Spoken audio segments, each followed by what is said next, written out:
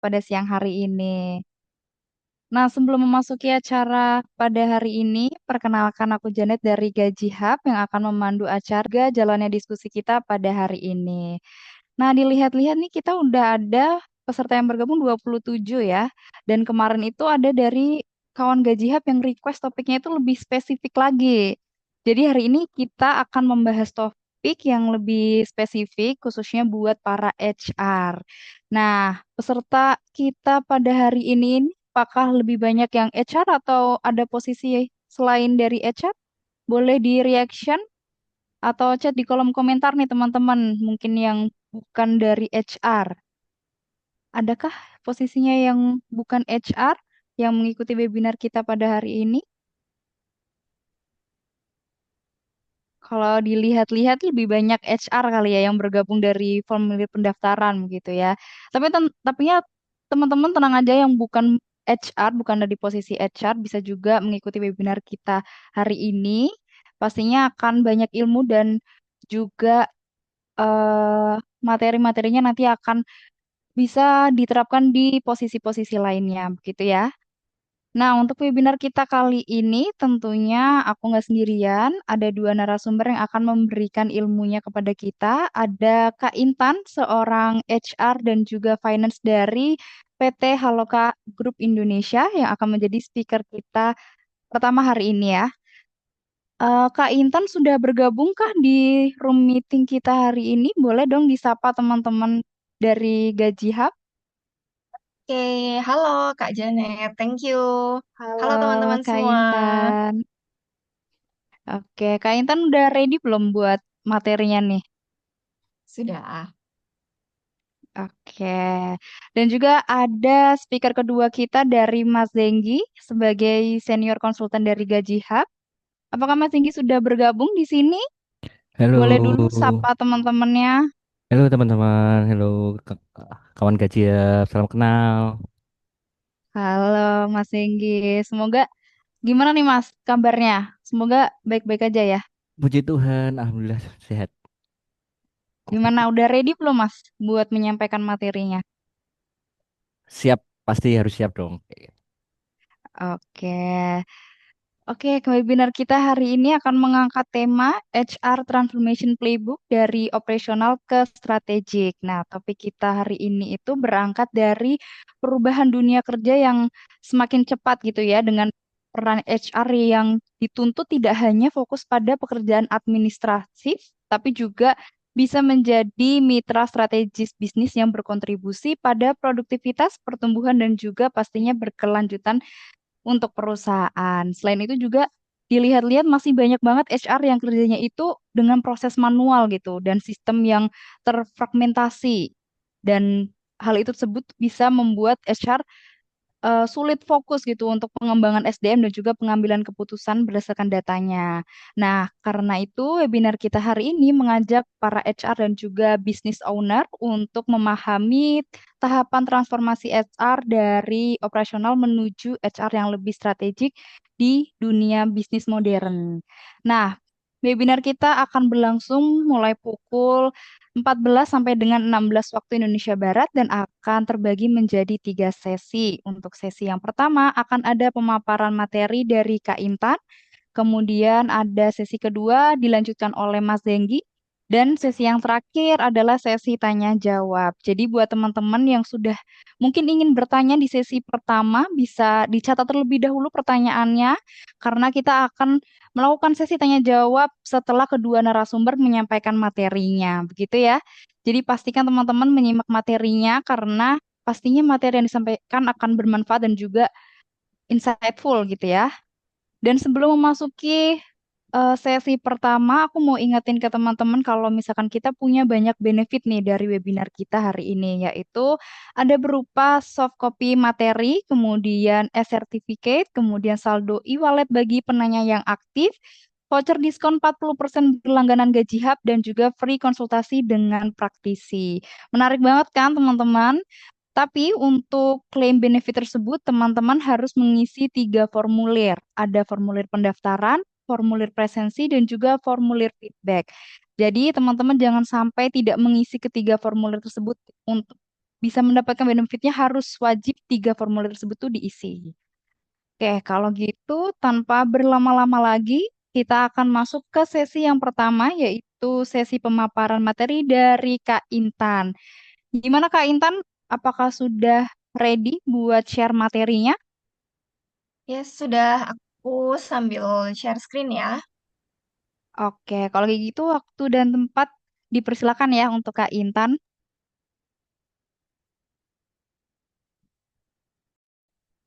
Oke, apakah sudah terlihat untuk materinya, kakak-kakak sekalian?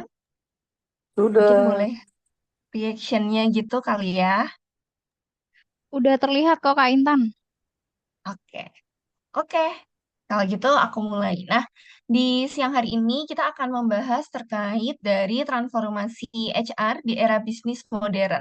Jadi di sini kita bakal lebih ngebahas dari fungsi administratif ke strategic partner. Mungkin aku mau lebih kayak semacam sharing juga ya teman-teman di sini. Jadi mungkin sharing perjalanan karir aku juga, kemudian nanti juga pemaparan dari yang aku lihat secara nyata di dunia kerja itu seperti apa. Oke, sebelumnya perkenalkan nama aku Maria Magdalintan Kalvari. Nah, teman-teman boleh memanggil aku Intan. Pendidikan terakhir aku adalah Magister Psikologi di Universitas Gajah Mada, Yogyakarta. Kemudian dengan beberapa pengalaman kerja, yang terakhir ini aku menjadi HR and Finance di PT Haloka Group Indonesia. PT Haloka Group Indonesia itu adalah sebuah brand consultant, itu ada di Jakarta, teman-teman, gitu. Nah, aku memulai latar belakangku ini dengan menjadi HR GA dulu, teman-teman. Kemudian aku melalang buana menjadi compensation and benefit. Kemudian aku juga menjadi CV reviewer freelance. Kemudian aku menjadi trainer, menjadi karir mentor juga, dan aku kembali menjadi HR generalis, kemudian plus finance. Nah, untuk mulai aku presentasi, tapi aku pengen kita lebih kayak ngobrol-ngobrol aja ya siang hari ini. Jadi nanti sembari teman-teman juga boleh banget sambil nulis di kolom chat atau mungkin sambil raise hand sambil kita sekalian sharing-sharing bareng gitu juga nggak apa-apa. Nah, untuk memulainya aku pengen tahu nih dari teman-teman semua tuh kira-kira apa sih masalah terbesar HR saat ini atau di era ini? Boleh sambil ditulis di kolom chat biar kita bisa diskusi bareng nih. Aku sambil tunggu ya. Kira-kira apa kalau dari teman-teman? Masalah terbesar HR itu apa sih?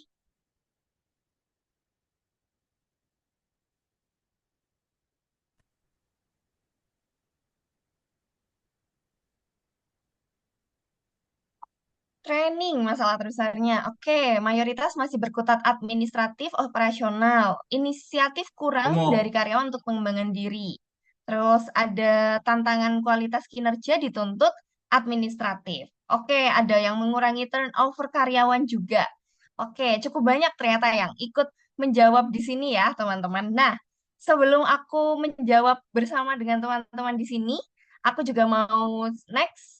Nah, kalau dengar kata HR, orang-orang awam nih, ini kan tadi dari Kak Janet juga sudah presensi semua ya untuk dari audiens ini, ternyata kebanyakan teman-teman itu adalah HR di sini. Nah, aku pengen tahu, kalau menurut teman-teman yang di sini teman-teman adalah HR, orang-orang awam, kalau misal teman-teman pas lebaran atau mungkin waktu liburan, ditanya kerja apa, kerja HR. Nah, orang-orang awam itu biasanya mikir, HR itu ngapain sih teman-teman? Kira-kira kalian ada yang ini nggak? Ada yang mau sharing nggak? Boleh sambil on mic, boleh sambil ini, boleh sambil di chat. Ngurus absen doang, oke. Ada yang lain? Rekrutmen, buka lowongan. Bener sih Kak, biasanya emang kalau misalnya kita HR gitu, pasti langsung ditanya, ada loker apa enggak di perusahaan kamu gitu. Relate nggak nih teman-teman semua? Pasti akan ada ditanya loker gitu, info loker betul. Kontrak, tukang lapor sama atasan, tukang SP, konseling lah, cukup banyak ya, ternyata cukup beragam. Cuman di sini yang aku tangkap adalah administratif sama rekrutmen ya di sini teman-teman. Tukang marah-marah, oh, ada yang tukang marah-marah gitu. Rekrutmen, employer branding, relation sama training. Wah, ini keren banget nih Kak Kemala. Ini teman-temannya yang awam berarti ngerti banget ya HR tuh ngapain aja gitu. Karena memang benar teman-teman, sebagian besar orang-orang awam itu termasuk juga ini mungkin sharing sedikit keluarga aku waktu aku cerita, aku kerja sebagai HR, mereka itu langsung tanggapannya kalau nggak minta info loker pasti nanya, oh itu yang ngurusin penggajian ya, oh itu yang ngurusin absensi ya, gitu. Jadi mereka akan menanggapi dengan hal yang seperti itu. Padahal sebenarnya HR itu nggak cuma itu kan teman-teman, karena HR itu ya tadi ada yang ngurus training, ada juga yang ngurus implementasi budaya. Ini Kak Soraya yang jawab ya, implementasi budaya juga. Ada yang ngurusin juga terkait apa tracker KPI. Banyak banget. Sebenarnya tugasnya HR itu nggak cuma itu. Tapi kesannya tugasnya HR tuh cuman itu, cuman gampang dan cuman sedikit. Bener nggak teman-teman? Jadi kayak banyak banget nih orang-orang yang kayaknya HR tuh cuman kayak gitu deh kerjaannya. Padahal enggak, HR itu sebenarnya kalau dibilang sebagai tulang punggung perusahaan mungkin mungkin memang kurang tepat ya. Ini sebenarnya aku sempat merenung-renungkan sih. HR itu sebenarnya kalau dibilang tulang punggung perusahaan, enggak, tulang punggung perusahaan biasanya tuh bagian sales, bagian yang dalam tanda kutip menghasilkan duit gitu. Sedangkan HR itu bukan bagian yang menghasilkan duit, tapi HR itu adalah apa ya? Tim support gitu, supporting system, supporting tim gitu dalam sebuah perusahaan. Tapi di dalam sebuah perusahaan, tanpa supporting system atau tanpa supporting tim, kita itu nggak akan bisa berhasil. Perusahaan itu nggak akan bisa berhasil, teman-teman. Nah, ini adalah perannya si HR itu. Tapi ternyata dari beberapa HR yang pernah aku temui dan pernah aku tanya-tanya juga, HR itu merasa tertekan, teman-teman, sekarang di era-era sekarang ini. Nah, kenapa nih HR itu merasa tertekan? Karena HR di era sekarang, hari ini itu kerjanya di bawah tekanan yang cukup kompleks. Jadi kayak bisnis itu tuh menuntut kecepatan, terus keputusan berbasis data, dan para bisnis owner juga kebanyakan itu tuh melihatnya itu yang menghasilkan angka. Contohnya mungkin ada beberapa pengalaman yang aku temui juga dari beberapa orang teman juga bercerita ada yang membubarkan tim HR-nya. Jadi salah satu perusahaan gitu ada membubarkan tim HR-nya. Karena katanya tim HR itu nggak penting, karena nggak menghasilkan duit gitu.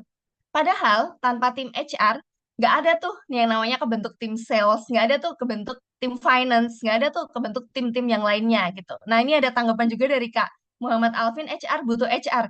Ya, em, unfortunately emang iya ya, kita tuh butuh HR juga. Kita seorang HR tuh kadang terutama HR yang one man show, one man stand di perusahaannya masing-masing, itu biasanya butuh juga nih, butuh seorang HR juga.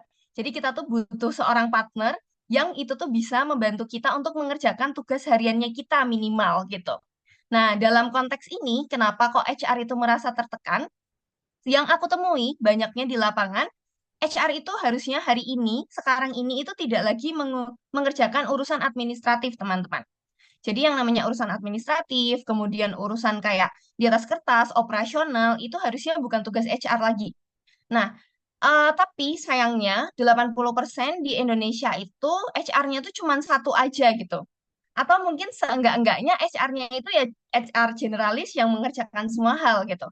Jarang ada yang satu perusahaan itu HR-nya ada banyak orang. Mungkin absen dikit dong teman-teman. Ada nggak di sini yang dalam satu perusahaan HR-nya itu ada minimal 3 orang? Ada nggak kira-kira? Coba aku pengen tahu dong, kira-kira ada nggak di sini?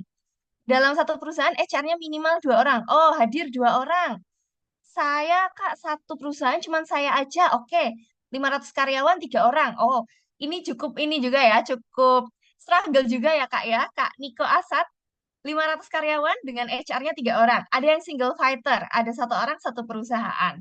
Nah, memang kebanyakan di Indonesia itu 1 orang, sorry, satu perusahaan itu kebanyakan 1 orang, teman-teman. Nah, kenapa? Karena ya itu tadi, kembali ke mindset awal, bahwa business owner itu tuh masih merasa bahwa HR itu cukup satu aja nih. Karena HR cuman dalam tanda kutip mengurusi rekrutmen dan mengurusi payroll. Nah, karena dari itu, dari pemikiran itu membuat seorang HR itu tidak bisa beranjak dari apa? Dari stage admin ke stage operasional dan belum bisa beranjak ke stage yang lebih strategik lagi. Nah, aku lanjutin dulu realita HR saat ini. Nah, ini ada 4 realita yang mungkin teman-teman bisa baca juga. Nah, realita saat ini banyak organisasi, banyak bisnis itu tuh bergeraknya tuh cepat banget gitu. HR itu juga terdorong nih buat jadi lebih strategis. Jadi HR itu terkadang bakal dimintain tolong sama business owner atau sama pimpinan itu untuk membuat keputusan yang strategik. Tapi sayangnya di saat yang sama cara kerja HR di banyak organisasi atau di perusahaan itu masih mengandalkan pola yang lama gitu. Nah, jadi di sini kan ada gap ya. Pola lama itu maksudnya adalah ya tadi yang banyak diungkapkan teman-teman juga di sini, administratif, kemudian masih beban kerjanya satu satu orang ngurusin 100 karyawan gitu. Atau tadi kalau tempatnya Kak Niko tadi 500 karyawan untuk 3 orang. Nah, itu coba dibagi deh. 500 dibagi 3 itu kan berarti paling enggak satu orang menangani 100 lebih karyawan ya di dalam satu perusahaan. Jadi satu HR itu menangani 100 lebih karyawan. Bayangin kalau 100 lebih karyawan itu minta konsultasi gaji semua. Atau bayangin dari 100 karyawan itu dalam satu hari yang sama mereka protes absensi semua gitu. Nah, itu mungkin bisa banget nih dialami sama teman-teman semua di saat ini juga gitu. Dan manusiawi banget kalau teman-teman itu merasakan perasaan tertekan. Oh, langsung dijawab sama Kak Niko nih, betul gitu. Jadi di sini memang terkadang tuh kita tuh ada gap nih. Antara kita harus mengerjakan day to day HR yang administratif, tapi kita juga dituntut untuk berpikir lebih strategis menjadi seorang konselor. Kalau aku bisa bilang, HR itu meskipun teman-teman nggak dari psikologi ya, pastinya HR itu sekarang dituntut untuk menjadi konselor, konselor di perusahaan gitu, mendengarkan curhat karyawan, mendengarkan apa keluhan karyawan juga, dan nggak cuma itu, terkadang beberapa HR juga mendengarkan curhatan dari pimpinannya sendiri. Seperti itu, teman-teman. Nah, itu realita yang terjadi saat ini untuk para HR. Nah, kemudian aku juga mau menjelaskan beberapa pergeseran peran HR di era bisnis modern ini sama dampaknya apa sih terhadap organisasi. Nah, secara konsep itu peran HR itu memang sedang bergeser. Kalau aku ngelihat dari zaman yang dulu sama yang zaman yang sekarang, peran HR itu tuh sedang mengalami pergeseran dari fungsi administratif kepatuhan gitu, sekarang menjadi mitra strategis gitu yang mendukung pertumbuhan bisnis. Jadi terkadang beberapa bisnis owner itu minta pertimbangan bisnis itu sekarang ke HR. Maka sekarang ada yang namanya HR BP kalau teman-teman tahu ya, HR Business Partner. Itu gunanya apa? Itu gunanya ya untuk ini teman-teman, untuk mengambil keputusan strategis gitu. Nah, tapi pergeseran peran ini tuh biasanya tidak otomatis terjadi. Apalagi kalau sistem dan cara kerjanya HR itu belum bisa ikut berubah. Ini mungkin sedikit cerita juga dari pengalaman aku, teman-teman, dari pengalaman yang sebelum-sebelumnya di beberapa perusahaan sebelumnya itu caranya tuh masih manual banget. Jadi benar-benar kayak misalnya payroll gitu. Setiap payroll itu dulu di perusahaan, di beberapa perusahaanku yang sebelumnya, bukan perusahaan yang sekarang, itu kalau misalnya payroll, itu kita tuh masih ngeprint slip gaji, teman-teman. Ngeprint ya ini, bener-bener ngeprint ini. Aku melihat beberapa orang tertawa nih, ketawa banget, bener. Aku pun ketawa banget. Wih, sama. Kak Niko juga ternyata. Nah, kebetulan waktu di perusahaanku yang sebelum-sebelumnya itu 2 orang sih HR-nya, tapi kami tuh ada ya aku lupa sih ada berapa tapi kayak 700-an lebih karyawan memang. Dan itu kami setiap hari, setiap bulan, sorry, setiap bulan, setiap mulai tanggal 20 sampai tanggal 27 itu, nah, aku tuh biasanya udah mulai kayak ini, udah mulai kayak, oke, ini lembur gitu. Jadi ini jam lemburku, ini hari lemburku, nggak boleh ada yang ganggu, aku harus menaikkan moodku, nggak boleh sampai moodku itu jelek. Karena itu tuh sangat berpengaruh, teman-teman, ternyata ketika nanti payroll penggajian itu ada sedikit salah aja, nanti yang disalahin siapa? Yang disalahin HR. Siapa yang nyalahin ya dari atasan, dari bawahan juga. Nah, itu sedikit sharing melanjutkan yang tadi. Pertama, slip gaji itu aku masih ngeprint satu-satu.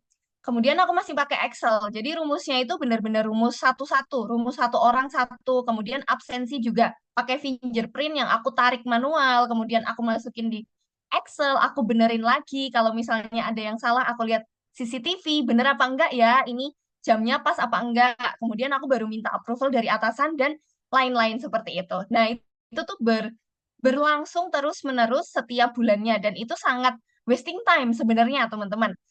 Bayangin, dari tanggal 20 sampai ya sekitar tanggal 25, 27 gitu, seharusnya aku bisa melakukan sesuatu hal yang lebih dalam tanda kutip lebih berguna ya teman-teman. Jadi bukan bukan yang aku harus kayak ngeprint slip gaji satu-satu aku tungguin, tapi mungkin aku bisa tuh memakai waktuku itu untuk melihat memetakan orang-orang nih. Kira-kira yang orang ini sudah harusnya naik jabatan belum ya? Oh, ini kira-kira dia butuh training apa ya? Oh, ini dia butuh ini apa ya? Dan lain sebagainya gitu. Nah, betul nih hari-hari cut off tuh senggol bacok betul. Jadi kita tuh harus menjaga mood kita. Belum lagi kalau nanti Kak aku mau minta one on one dong. Nah itu udah sebuah tantangan tersendiri ya bagi kita para HR gitu. Itu salah satu contohnya teman-teman di payroll. Aku juga mau cerita salah satu contoh di bagian rekrutmen nih. Bagian rekrutmen, kalau misal masih manual di perusahaanku yang sebelum-sebelumnya itu, bahkan penerimaan penerimaan CV itu nggak lewat email teman-teman. Bahkan itu masih yang harus dikirim lewat pos gitu. Nah, bayangkan penyortiran CV-nya gimana kita juga harus milah-milah untuk nanti kita buang, untuk nanti kita bakar karena untuk alasan ini ya etika juga kita tuh harus berapa bulan sekali kan harus kita sortir, terus harus kita buang seperti itu. Nah, itu kan cukup wasting time juga. Yang mana sebenarnya kayak kasarannya, otak kita yang berharga ini, teman-teman, otak kita yang berharga yang untuk mengerjakan strategic HR itu jadi nggak bisa kepake nih. Jadi kita tuh kayak harus mikir, oh ini kayaknya harus dibuang nih CV-nya, oh ini enggak, oh ini harus aku perbarui kontraknya, oh ini enggak, kayak gitu. Itu kan cukup wasting time. Jadi dan itu juga sangat membebani kita gitu, membuat membuat kita, nah ini karena kebetulan aku belajar psikologi juga dan aku sempat belajar terkait apa namanya mood manusia dan juga terkait otak manusia gitu ya teman-teman. Ketika kita tuh dihadapkan sama tugas-tugas dalam tanda kutip tugas-tugas receh, tugas-tugas administratif yang terus-menerus itu tuh membuat otak kita tuh tidak berkembang gitu. Dan itu tuh akan membuat kita tuh semakin apa stuck di situ-situ aja gitu. Padahal ya ini tadi seharusnya kita itu sudah bergeser perannya, terutama para HR yang mungkin sudah lebih senior gitu. Nah, aku next dulu. Nah, di sini adalah tantangan yang dihadapi HR di era modern. Di sini tuh kita tuh terjebak, teman-teman. Ekspektasinya tuh naik, ekspektasi dari atasan, ekspektasi dari industri itu naik, tapi sistem sama prosesnya itu belum siap. Jadi kayak ya udah pengennya nih aku pakai contoh misal ya, pengen Kak Niko itu juga ikut ambil keputusan nih dalam sebuah kebijakan di PT-nya Kak Niko gitu. Tapi sistemnya itu belum siap, prosesnya itu juga belum siap. Jadi Kak Niko ini terjebak tuh di antara itu. Karena tadi Kak Niko yang jawab betul ya, masih ngeprint-ngeprint slip gaji gitu. Nah, HR itu masih disibukin teman-teman sama tugas administratif, banyak pekerjaan reaktif. Contoh pekerjaan reaktif itu apa? Contoh pekerjaan reaktif itu yang tadi itu. Kayak misalnya, eh misal misal kayak, ini ternyata kontraknya sudah mau habis loh, bisa nggak kamu one on one dulu? Ini ternyata kalau nggak gini, ini aku ternyata butuh anak baru nih di divisi aku, boleh nggak dibuka lowongannya? Nah, itu adalah sebuah pekerjaan reaktif yang seharusnya HR itu tidak seperti itu, teman-teman. Seharusnya data SDM yang sudah kita punya itu kita bisa petakan. Kita ada beberapa rumus sebenarnya buat HR, buat people development gitu, teman-teman. Ada aku tapi nggak cantumin, sorry banget. Mungkin nextnya nanti ya, kalau misalnya kita bisa ada sharing-sharing lagi gitu ada semacam kayak 9 kotak gitu teman-teman. 9 kotak yang mana kita tuh bisa petakan nih.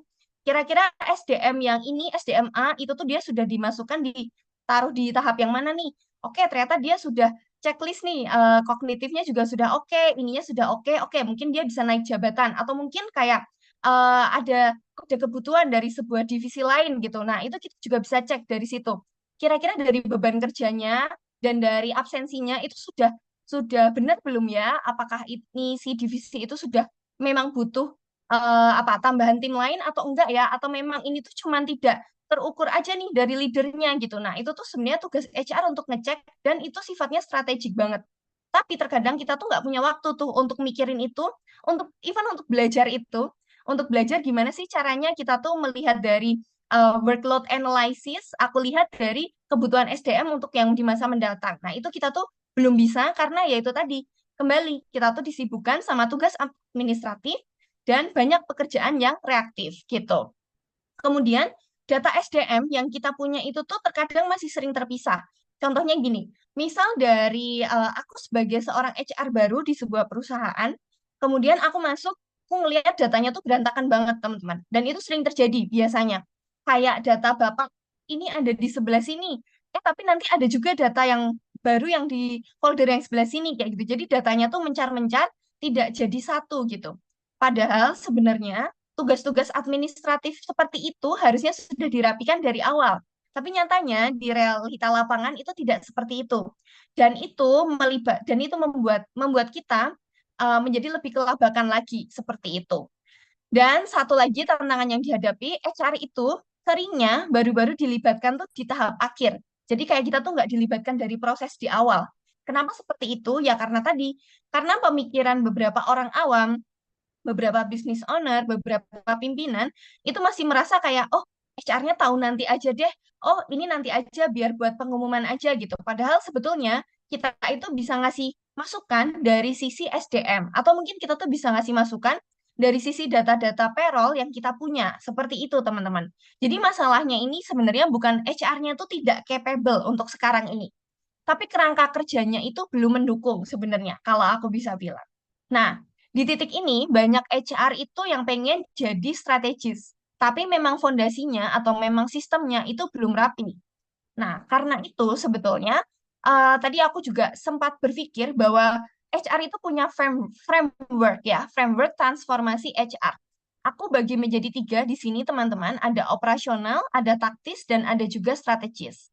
Nah, buat HR operasional sendiri ini, di sini tuh HR operasional itu yang tadi, yang sudah teman-teman chat nih, membetulkan SOP, merapikan SOP, atau mungkin kayak merapikan alur kerja, kemudian bagian-bagian administratif, itu adalah HR operasional. Nah, ini kelihatannya basic banget, tapi ini adalah fondasi yang utama, teman-teman. Jadi ini juga pernah aku lalui. Aku merasa aku tuh ketika lulus kuliah, nggak bisa langsung nih buat jadi HR yang strategis. Aku harus memulai dulu dari yang operasional, biar aku tahu dulu seperti apa, celahnya bagaimana.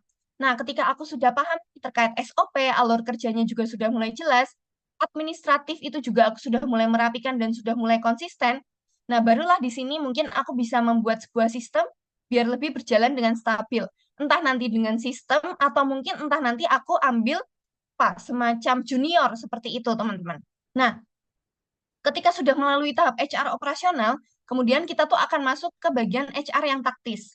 Jadi di bagian HR taktis ini kita tuh sudah tidak mengerjakan day to day. Bukan sama sekali tidak mengerjakan sih, teman-teman, tapi lebih ke kayak melihat day to day task atau day to day administratif itu bukan sebagai tugas wajib yang harus kita kerjakan, tapi melihat data itu untuk menjadi kita untuk membuat kita sorry untuk menjadikan kita membuat sebuah keputusan.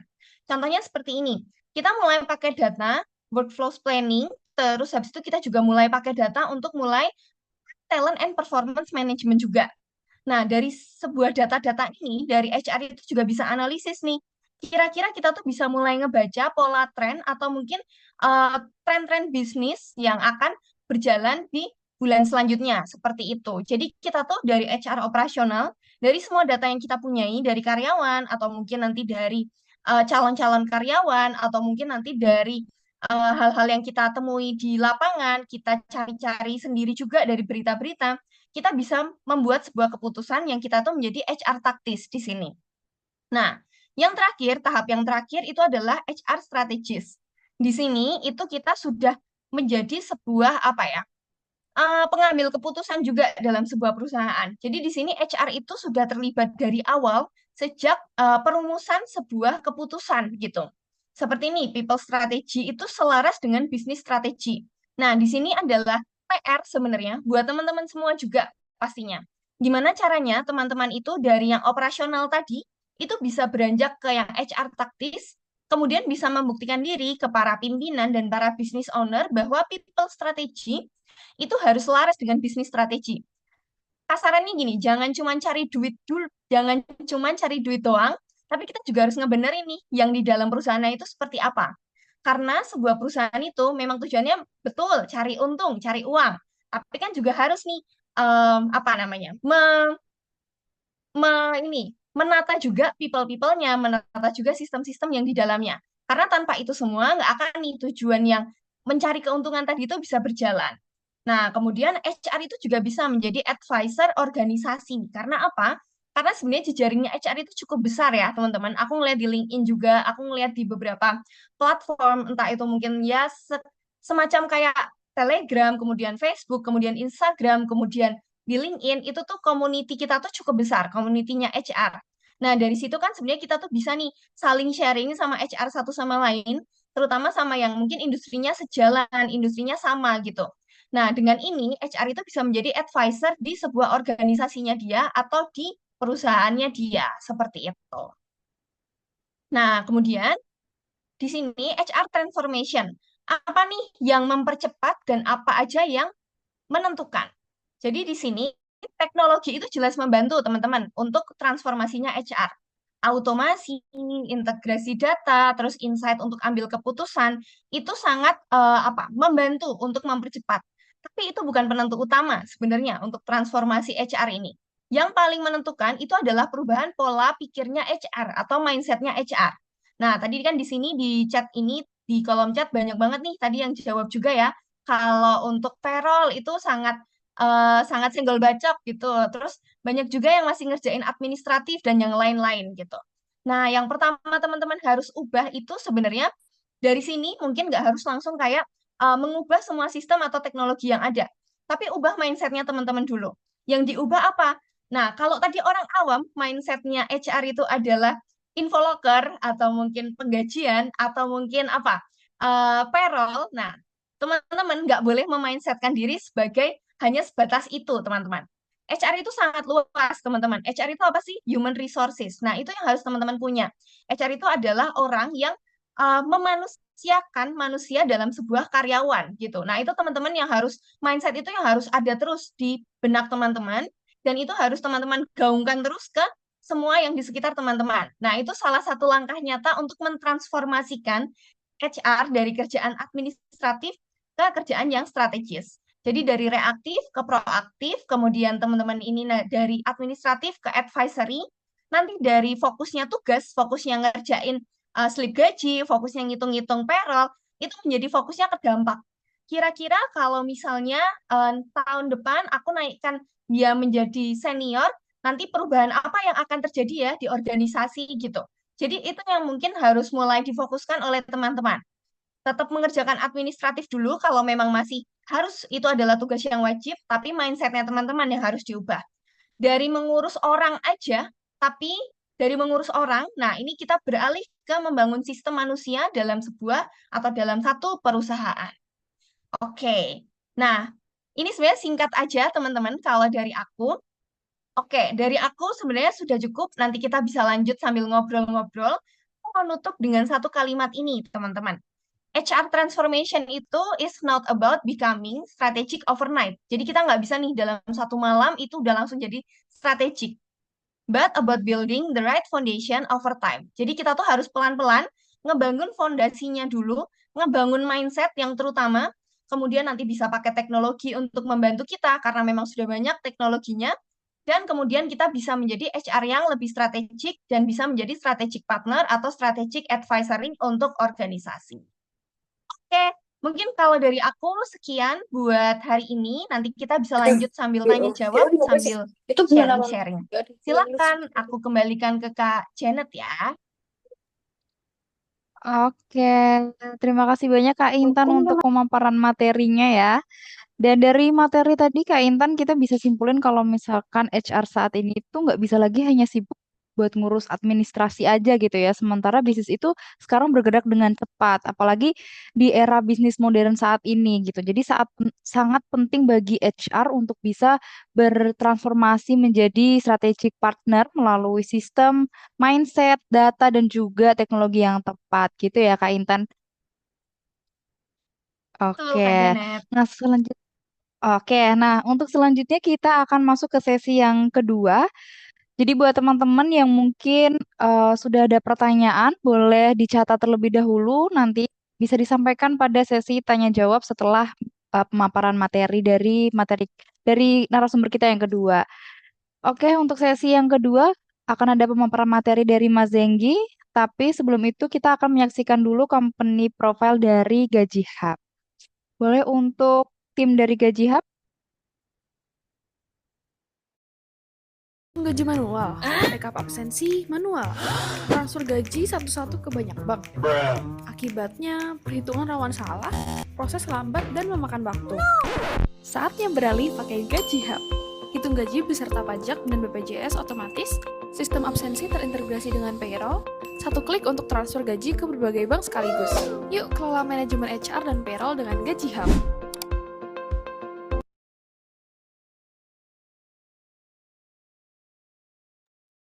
Nah, itu dia tadi company profile dari Gaji Hub. Langsung saja untuk Mas Zenggi selaku senior konsultan dari Gaji Hub.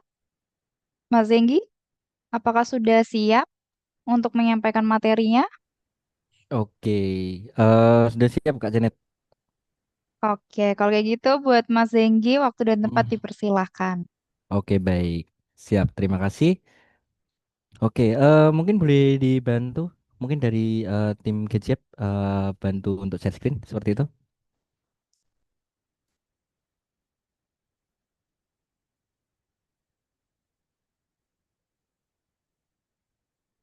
Oke, baik. Terima kasih untuk teman-teman untuk share screen-nya sudah terlihat semua ya. Seperti itu. Mungkin aku manggilnya untuk teman-teman aja ya supaya lebih akrab lagi seperti itu. Dan sebelumnya perkenalkan saya Zenggi dari tim Gadget yang akan membantu mengenalkan atau bercerita sedikit tentang HR seperti itu. Baik, selamat siang. Salam kenal buat teman-teman sekalian. Perkenalkan saya Zenggi seperti itu dan mungkin untuk hari ini kita akan membahas sedikit terkait dengan transformasi digital HR dari operasional ke strategik. Seperti itu. Mungkin untuk slide-slide-nya atau pemaparan yang lebih detailnya dari Kak Intan ya tadi sudah ya seperti itu. Dan mungkin untuk judul yang kali ini diusung oleh Gaji Hub itu cukup serius ya.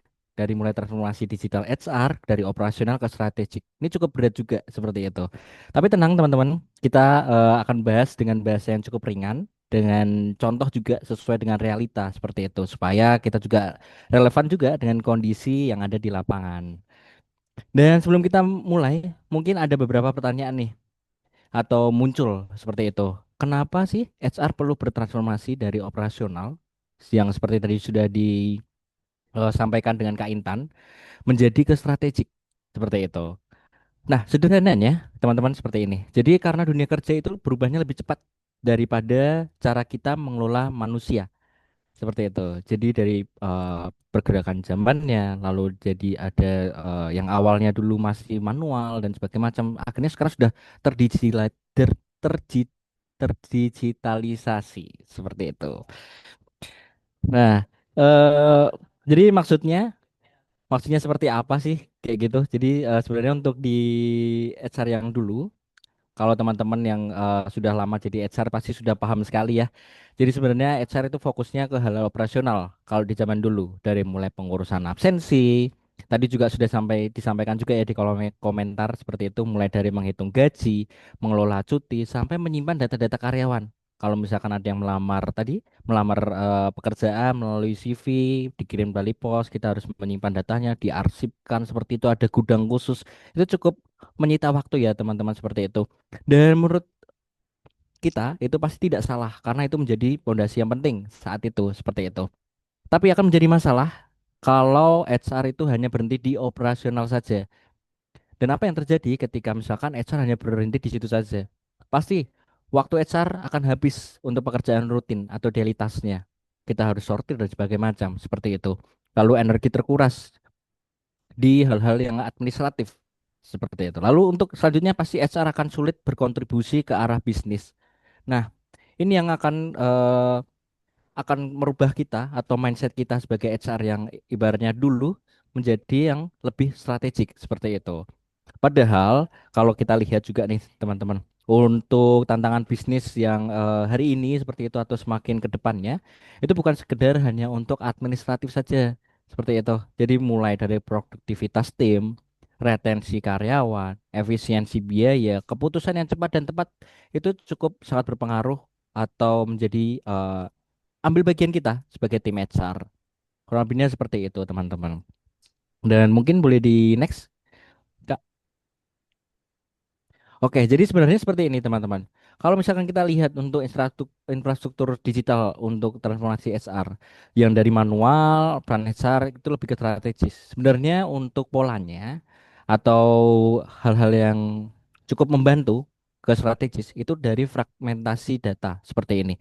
Jadi dan sebenarnya untuk hari S ya, kita bicara untuk hari S untuk teknologi yang saat ini seperti itu. Jadi untuk hari S ini menyatukan absensi, cuti, payroll, dan data karyawan ini menjadi satu seperti itu. Yang dulu terpecah-pecah dari mulai filenya, kertasnya dan sebagainya macam. Atau dulu yang pernah mengalami mungkin absensinya menggunakan log. seperti itu yang dari jam ke kertas langsung tok kayak gitu. Pasti sudah tahu ya kayak gitu. Itu pas mengalami lalu selanjutnya mengintegrasikan struktur proses seperti itu dalam satu platform, menyatukan seperti itu lebih mudah lagi, mengurangi pekerjaan manual serta duplikasi data. Seperti itu kan cukup membantu ya untuk hari sekarang seperti itu. Lalu untuk selanjutnya pasti ada tadi sempat informasikan juga dari Kak Intan bahwa ada otomasi proses operasional. Jadi untuk absensinya dan pengajuannya cuti itu secara real time. Jadi tidak perlu menunggu lagi. Untuk zaman dulu mungkin untuk karyawan ketika mengajukan cuti harus konsultasi, harus datang ke ruang HR, deg-degan dulu di ACC atau tidak. Kalau sekarang cukup dari mungkin aplikasi atau sebagai macam mengajukan secara real time. Lalu penghitungan payroll serta pajak dan tunjangan itu sudah otomatis untuk dari kita sistem HR-nya, administrasi karyawan juga bisa lebih efektif serta terorganisir dengan baik. Seperti itu. Lalu di sini juga sebenarnya untuk transformasi HR juga mendukung HR strategis dan berbasis data. Sebenarnya untuk hal ini karena untuk data-data sudah kita simpan dari digital ya seperti itu. Jadi kita menyediakan data-data yang akurat untuk kebijakan SDM lalu berbasisnya dengan data atau buktinya. Skalabilitasnya juga pengelolaan SDM-nya juga sering pertumbuhan perusahaan juga akan semakin kita bisa track seperti itu. Lalu perubahan mindset mulai fokusnya pada produktivitas dan pertumbuhannya. Seperti itu. Mungkin next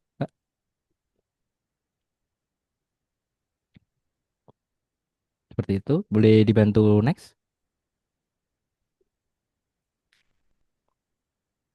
Baik, jadi ini sebenarnya untuk transformasi digital itu pasti kita berbicara tentang tantangan HR secara manual seperti itu ya. Untuk HR secara manual itu solusinya seperti apa? Lalu misalkan kita mencoba terkait dengan HRIS seperti itu, fitur keunggulannya itu apa saja? Lalu ketika implementasikan, apakah ada panduannya dan dampak nyata di lapangannya? Seperti itu. Next, Kak. Jadi sebenarnya untuk tantangan HR secara manual, mungkin teman-teman yang lebih mengerti ya seperti itu lebih paham terkait dengan realnya. Sebenarnya untuk hambatan operasional, untuk menghalangi perusahaan untuk fokus pada pengembangan SDM strategis, itu sebenarnya terkait dengan prosesnya ya masih manual. Karena hal yang manual tersebut pasti menghambat untuk fokus seperti itu. Karena pengembangan SDM strategisnya kita tidak fokus seperti itu. Jadi sangat menghambat sekali. Lalu sistemnya pasti terfragmentasi. Untuk yang manual ya, itu terpecah-pecah yang menyulitkan akses data secara cepat dan akurat. Sedangkan untuk yang saat ini kita harus cepat dan tepat pastinya supaya bisa pengambilan keputusan dengan lebih baik seperti itu. Lalu pengambilan keputusan ini supaya lebih cepat dan tepat itu tidak boleh untuk mengandalkan berbasis good feeling saja seperti itu. Tidak boleh eh, harus secara data. Karena untuk data supaya kita bisa baca, kita bisa pelajari, dan akhirnya kita bisa memutuskan untuk apa yang bisa kita terapkan untuk ke depannya. Seperti itu. Dan kesalahan manusia atau human error dalam perhitungan gaji, pajak, dan komponen pemotongan pendapatan lainnya itu pasti teman-teman tadi juga sudah bercerita juga mungkin dari Kak Niko ya itu yang 500 karyawan 3 HR itu cukup pusing juga misalkan masih manual ya pasti untuk errornya atau penghitungan gajinya pasti akan sangat memakan waktu dan cukup besar juga untuk errornya seperti itu dan mungkin untuk lanjutan silakan Kak. Nah jadi sebenarnya untuk teman-teman untuk HRIS seperti itu. Sebenarnya untuk HRIS tersentralisasi dengan data seperti ini. Jadi untuk sentralisasi dengan data sebenarnya pada dasarnya itu ISS itu mobile seperti itu atau employee self service. Jadi untuk karyawan bisa mengajukan atau pencatatan absensinya itu pengajuan cuti yang akurat melalui aplikasi Mandiri Karyawan. Jadi semua kita lakukan, kita sebagai karyawan kita melakukannya semua dari aplikasi mobile seperti itu, baik itu melalui HP, iPad dan sebagainya macam semua bisa kita lakukan secara mandiri. Lalu setelah itu akan masuk ke sistem, lalu automate terkait dengan payrollnya. Jadi perhitungan terkait dengan gaji, BPJS, pajak, semuanya kita minimalisir untuk kesalahan perhitungannya. Jadi sudah dihitungkan oleh sistem. Jadi untuk di awal kita pasti akan set dahulu penghitungannya seperti apa dan akhirnya diautomate oleh sistemnya. Dan akhirnya ketika kita sudah dari karyawan mengajukannya sudah melalui aplikasi secara mandiri, dan dihitungkan untuk data-datanya sudah masuk ke sistem, akhirnya kita mendapatkan real time analytic. Jadi pemantauan lisannya terhadap turnover, tadi sempat ada yang mention juga ya di kolom chat terkait dengan pemantauan terhadap turnovernya, lalu kehadirannya, biaya tenaga kerja semuanya sudah ditampilkan di dashboard seperti itu. Selanjutnya Kak.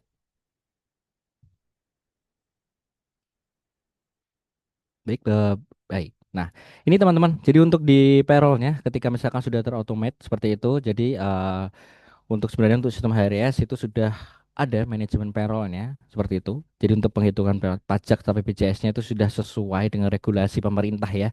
Seperti itu karena HR juga harus update terkait dengan info-info pemerintah, penghitungan pajaknya itu sebagai macam. Nanti kita perlu update-nya seperti itu. Jadi untuk sistemnya itu pasti harus update dengan regulasi, lalu dukungan pembayaran terhadap THR dan lemburnya seperti itu. Lalu pasti ketika di payroll, lalu kita pasti akan tarik lagi ke belakang pasti ada terkait dengan presensinya. Jadi untuk presensi di sini sudah absensinya sudah menggunakan GPS atau selfie. Dan di sini juga ada validasi terkait dengan lokasinya. Nah, kenapa hal ini menurut kita-kita atau menurut saya juga penting? Karena ketika karyawan tersebut sudah menggunakan ISS atau Employee Self Service secara mandiri, kita memantaunya hanya by system saja. Kita memantau secara real time. Jadi untuk GPS serta selfie ini berdasarkan lokasi itu sangat diperlukan supaya kita mengetahui bahwa lokasi karyawan tersebut melakukan absensi sudah berada di area kantor atau belum. Seperti itu. Dan pastinya ketika eh, ada perusahaan-perusahaan yang menerapkan adanya mesin Finger atau sebagai macam atau menggunakan face recognition itu juga sudah bisa seperti itu. Jadi untuk presensi kehadiran atau presensi berkaitan dengan cuti dan sebagai macam itu semua sudah dikemas dalam layanan mandiri ini atau ISS seperti itu. Jadi berkaitan dengan ISS ini juga karyawan juga bisa mengakses baik itu slip gajinya, pengajuan cutinya bisa dilakukan langsung seperti itu dan klaim reimbursement via mobile seperti itu. Dan di sini juga pasti ada berkaitan dengan kasbon, jadwal kerja secara mandiri dan sebagainya macam semua bisa diatur dari sisi aplikasi. Jadi kita mengurangi atau HR saat ini pasti harus bisa mengurangi terkait dengan beban-beban administratif. Semua akan dilakukan oleh sistem. Kita hanya perlu melakukan set di awal saja. Seperti itu, setelah itu akan sistem yang akan menjalankannya. Kita sebagai pilotnya, seperti itu. Untuk yang sistem ini kita sebutnya adalah copilot seperti itu. Jadi kita memantau terkait dengan copilot ini terkait dengan sistemnya seperti apa sih? Untuk kendalinya tetap di kita copilot seperti itu. Untuk di kita sebagai pilotnya seperti itu. Mungkin selanjutnya Kak. Nah berkaitan dengan transformasi ke digital seperti itu, pasti kita perlu terkait dengan hal-hal yang perlu kita persiapkan. Lalu persiapkannya itu apa saja? Untuk persiapannya itu pasti nanti berkaitan dengan persiapan datanya. Karena yang dari awalnya manual, seperti itu baik kertas, semuanya diisikan, dikirimkan, dan sebagainya macam, kita perlu mempersiapkan terkait dengan data-datanya. Mungkin untuk yang di awal ini, proses transformasi ini cukup, apa ya, cukup menyita waktu dan mungkin terkesan untuk dalam kutip ribet seperti itu. Karena kita harus menginputkan data lagi, lalu kita harus cek satu-satu lagi datanya apakah benar atau tidak, apakah tulisannya ini terbaca atau tidak. Kita harus menginputkan by system lagi. Dan terkait dengan hal tersebut, kita pasti memulai kita harus mempersiapkan terkait dengan data-datanya. Setelah kita persiapkan berkaitan dengan data-datanya, lalu kita pasti otomatis akan ke migrasi ke bagian cloud-nya. Terkait dengan pemindahan data ini, mungkin saya bicara dengan sistem ya untuk gaji ya seperti itu ya.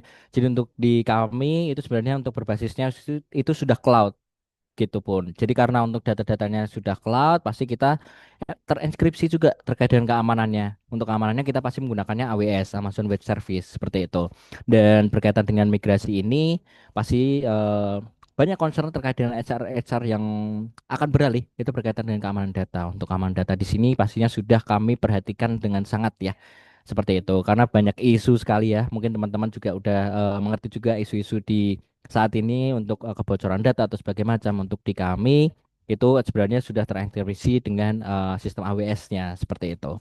Dan ketika sudah ada kita pindahkan dari data-data awal yang kertas seperti itu teman-teman, lalu kita pindahkan juga semua ke sistem cloud atau ke sistem, lalu pasti kita perlu mensosialisasikan ke karyawan-karyawannya. Jadi untuk mensosialisasikan ini pasti ada terkait dengan edukasinya ke penggunaan aplikasinya seperti itu supaya karyawan lebih mengerti lagi terkait dengan sistemnya itu seperti apa sih, untuk pengajuan seperti apa sih.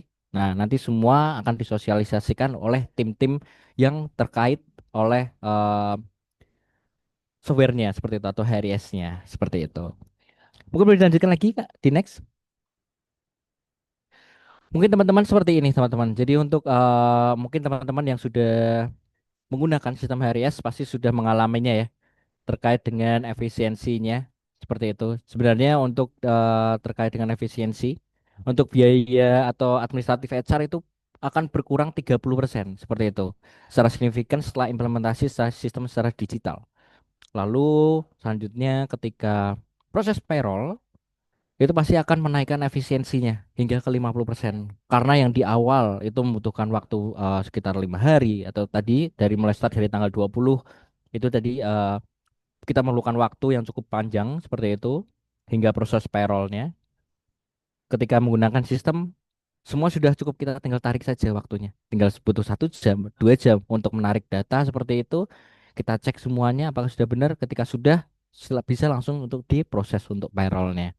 Dan pastinya ketika kita menggunakan sistem semua, untuk 90% kita akan menurunkan dari kesalahannya atau human errornya.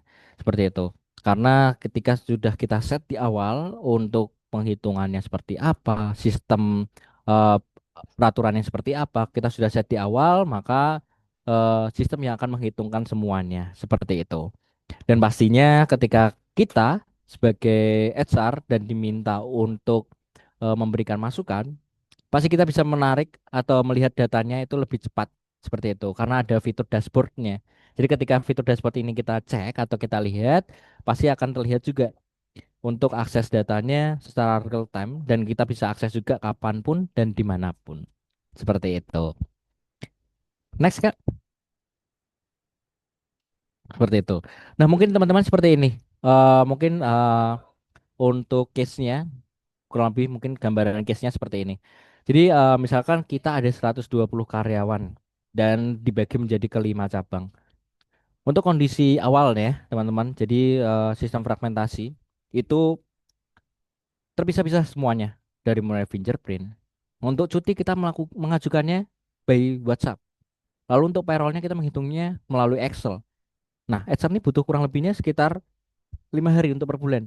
Dan pastinya untuk kesalahan data cukup besar ya di sini seperti itu atau human errornya. Kondisi awalnya seperti ini teman-teman. Ini untuk case-nya ya. Dan untuk selanjutnya ketika kita menggunakan sistem, kita gantikan. Untuk kehadirannya kita menggunakan mesin finger atau absensinya menggunakan aplikasi seperti itu.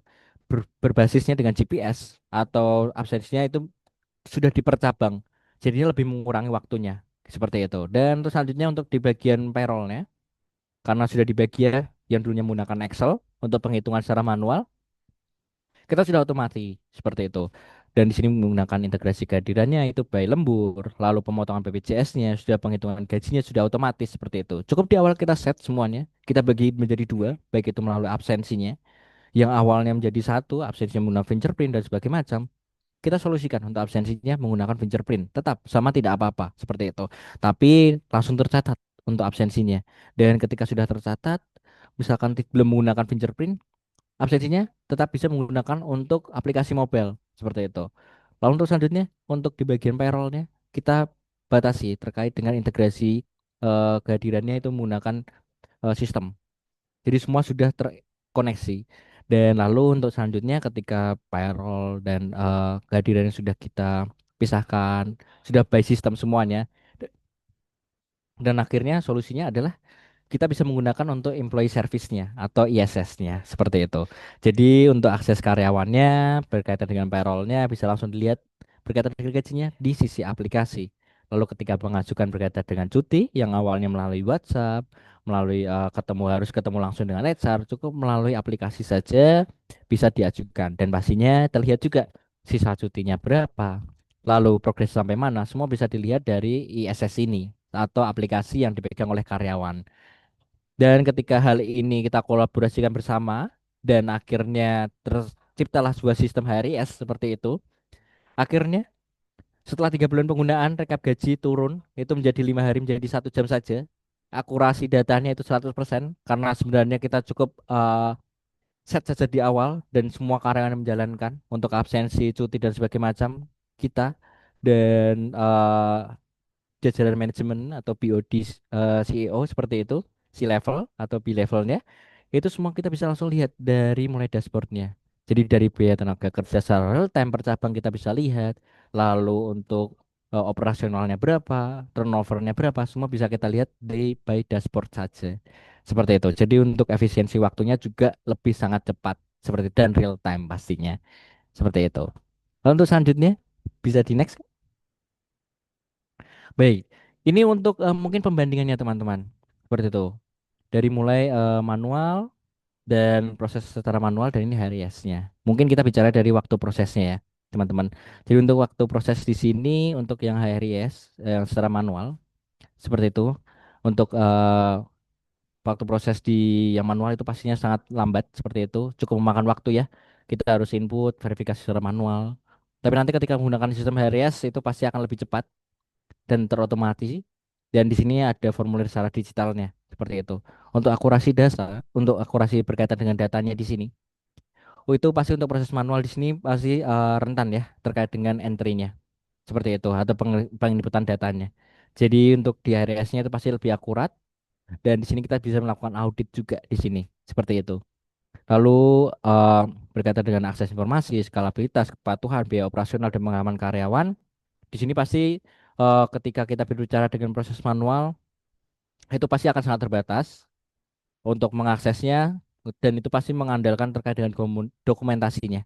Baik kertas seperti itu. Tumpukan kertas akan banyak, cukup banyak ketika kita menggunakan proses manual.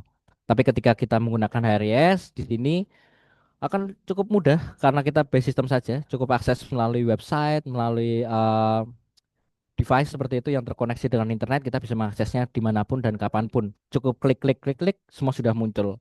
Seperti itu. Dan pastinya ketika kita juga berbicara terkait dengan hal tersebut, sebenarnya untuk teman-teman mungkin ada rencana atau di sini mungkin ada business owner ya. Dan terkait dengan hal tersebut, mungkin kita bisa bedah terkait dengan sudut pandangnya, terkait dengan business owner ataupun dari karyawannya. Mungkin sebagai business owner, kita juga bisa lihat untuk mungkin terkait dengan hal tersebut, jika HR masih di dalam lingkaran operasional yang cukup manual ya, seperti itu, untuk keputusan yang diambil itu pasti hanya berdasarkan feeling, bukan by data. Seperti itu. Dan pastinya sulit melihat performa tim secara menyeluruh. Lalu terkait dengan masalah SDM baru terasa saat sudah terlambat. Pasti teman-teman juga mengalami tersebut. Seperti itu.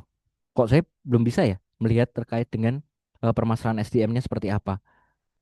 Seperti itu. Sebenarnya setelah kita lihat, setelah kita evaluasi ternyata oh sudah terlambat. Seperti itu. Jika menggunakan masih dalam lingkaran yang masih cukup operasional, masih manual seperti itu. Dan untuk yang strategis pasti akan lebih sangat membantu terkait dengan owner jika kita berbicara terkait dengan sisi owner ya. Kenapa? Karena dari data yang rapi dan real time itu kita HR tadi mungkin sudah disampaikan dengan Kak Intan ya. Kita bisa memberikan insight atau memberikan rekomendasi bukan hanya sebagai laporan saja. Pak, laporannya seperti ini. Bukan, kita bisa memberikan insight-nya seperti apa.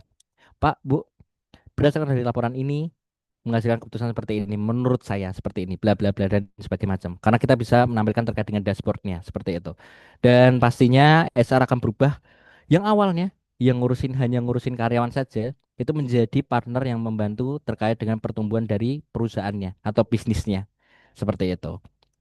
Kalau kita bicara juga itu dari mungkin itu adalah dari pandangan dari sisi owner. Kalau kita bicara dari pandangan terkait dengan karyawannya di sini itu HR yang operasional itu prosesnya karena akan merasakan bahwa oh kok prosesnya terlalu lambat, informasinya kok tidak transparan ya berkaitan dengan data-datanya, lalu terkait dengan banyak hal pasti harus ditanyakan ulang, lupalah atau sebagainya macam karena kan kita manusia pasti tidak luput dari kelupaan ya seperti itu. Nanti kalian pasti akan mengalami hal tersebut jika masih manual. Tapi ketika sudah kita berpindah ke HRIS seperti itu atau ke lebih ke yang strategis, itu sistemnya menjadi lebih jelas, lebih terarah. Seperti itu teman-teman. Dan prosesnya yang adil dan transparan. Jadi karena sistemnya bisa diakses real time dan sebagainya macam, semua bisa mengakses untuk hal tersebut. Lalu lingkungan kerjanya juga jadi menjadi lebih profesional.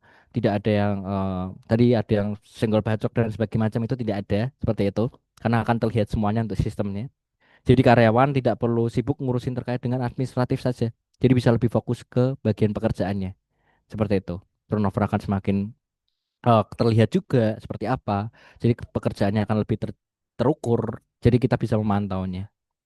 Sebenarnya terkait dengan hal tersebut, ketika HR tidak melakukan transformasi di zaman sekarang ya, seperti itu, pasti resikonya berkait dengan HR akan terus sibuk terkait dengan hal-hal administratif. Seperti itu. Dan pasti untuk bisnis sulit untuk scale up seperti itu ya, karena kita terfokus sendiri. HR-nya sebenarnya bisa membantu terkait dengan owner, tapi kita hanya fokus saja nih terkait dengan karyawan, cutinya dan sebagainya macam, hanya terfokus ke situ. Lalu turnovernya semakin tinggi untuk karyawannya karena dari sistem yang tidak transparan, kita harus mengulang pertanyaan, membuat kesal seperti itu, dan konflik internal akan semakin sering. Untuk hal tersebut pastinya untuk yang manual pasti teman-teman yang sudah dari lama dari HR sudah mengalaminya ya, seperti itu sudah katam terkait dengan konflik internalnya karena berkaitan dengan datanya eh, tidak bisa kita lihat secara real time atau berulang terus terkait dengan pertanyaannya. Jadi kalau kita ibaratkan ketika perusahaan ini ingin berlari cepat ya, kita tuh harus masih menggunakan sepatu yang masih sama. Sebenarnya kita harus perlu upgrade nih terkait dengan mungkin sekarang zamannya lari ya, running seperti itu. Terkait dengan hal tersebut kita harus menyesuaikan terkait dengan sepatunya menggunakan apa, lalu yang cocok dengan kondisi lapangan seperti apa. Kita harus menyesuaikan dengan hal tersebut. Maka HRIS hadir di sini seperti itu. Dan untuk HRIS yang strategik di sini itu sebenarnya bukan berarti HR itu harus ribet atau terkesan untuk mahal untuk sistem. Untuk zaman dulu mungkin terkesan untuk mahal. Untuk sekarang tidak perlu terkesan seperti itu. Karena untuk saat ini HR perlu bertransformasi seperti itu, bukan hanya sebagai tren, tapi ketika bisnisnya ingin berkembang pesat, maka kita harus mampu bertransformasi dan karena bisnis dari manusia di dalamnya sudah berubah, kita juga harus perlu menyesuaikan dengan perkembangan zamannya. Seperti itu. Untuk selanjutnya di next Kak. Dan mungkin ini penutup dari saya seperti itu. Jadi untuk teman-teman HR yang belum menggunakan seperti itu, apakah kalian siap untuk bertransformasi ke digital? Misalkan siap, mari kita bertransformasi bersama. Dan transformasi HR itu tidak perlu harus rumit seperti itu, seperti kata saya, tidak perlu rumit atau mahal.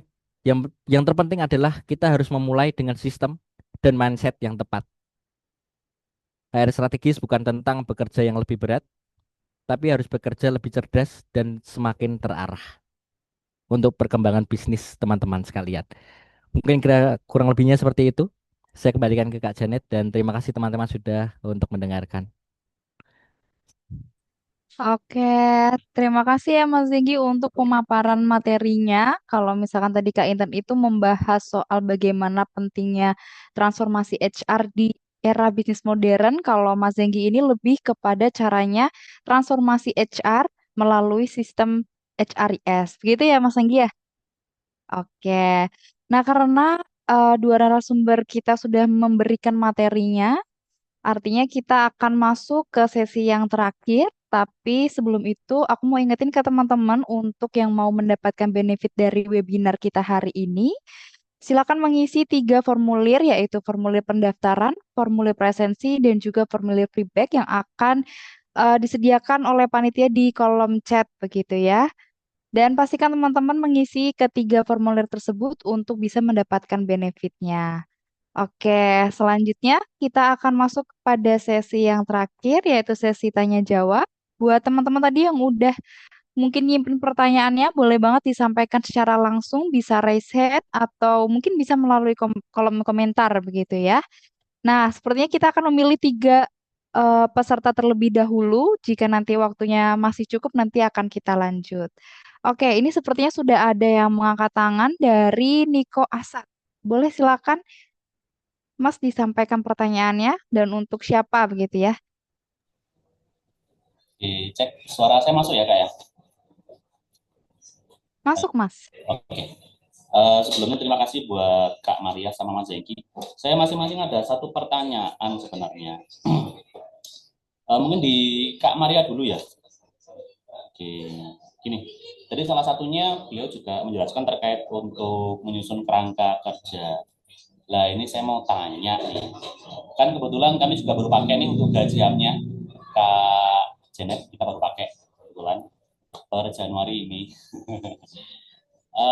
Yang ingin saya tanyakan ke Kak Maria satu, nah, bagaimana caranya kita itu menata ulang kerangka kerja yang sudah disampaikan oleh Kak Maria tadi, supaya ke depan tidak ada lagi gap atau overlapping wewenang pengelolaan efisiensi karyawan dan lain-lain seperti itu. Soalnya kan otomatis tadi outline-nya kan dari beliau Kak Maria kan tugasnya HR kan memanusiakan manusia di perusahaan gitu ya. Nah, terkadang kita itu terkendala gap untuk apa namanya wewenang pengelolaan itu overlapping dan lain-lain. Mungkin Kak Maria dulu atau saya lanjut ke pertanyaan kedua.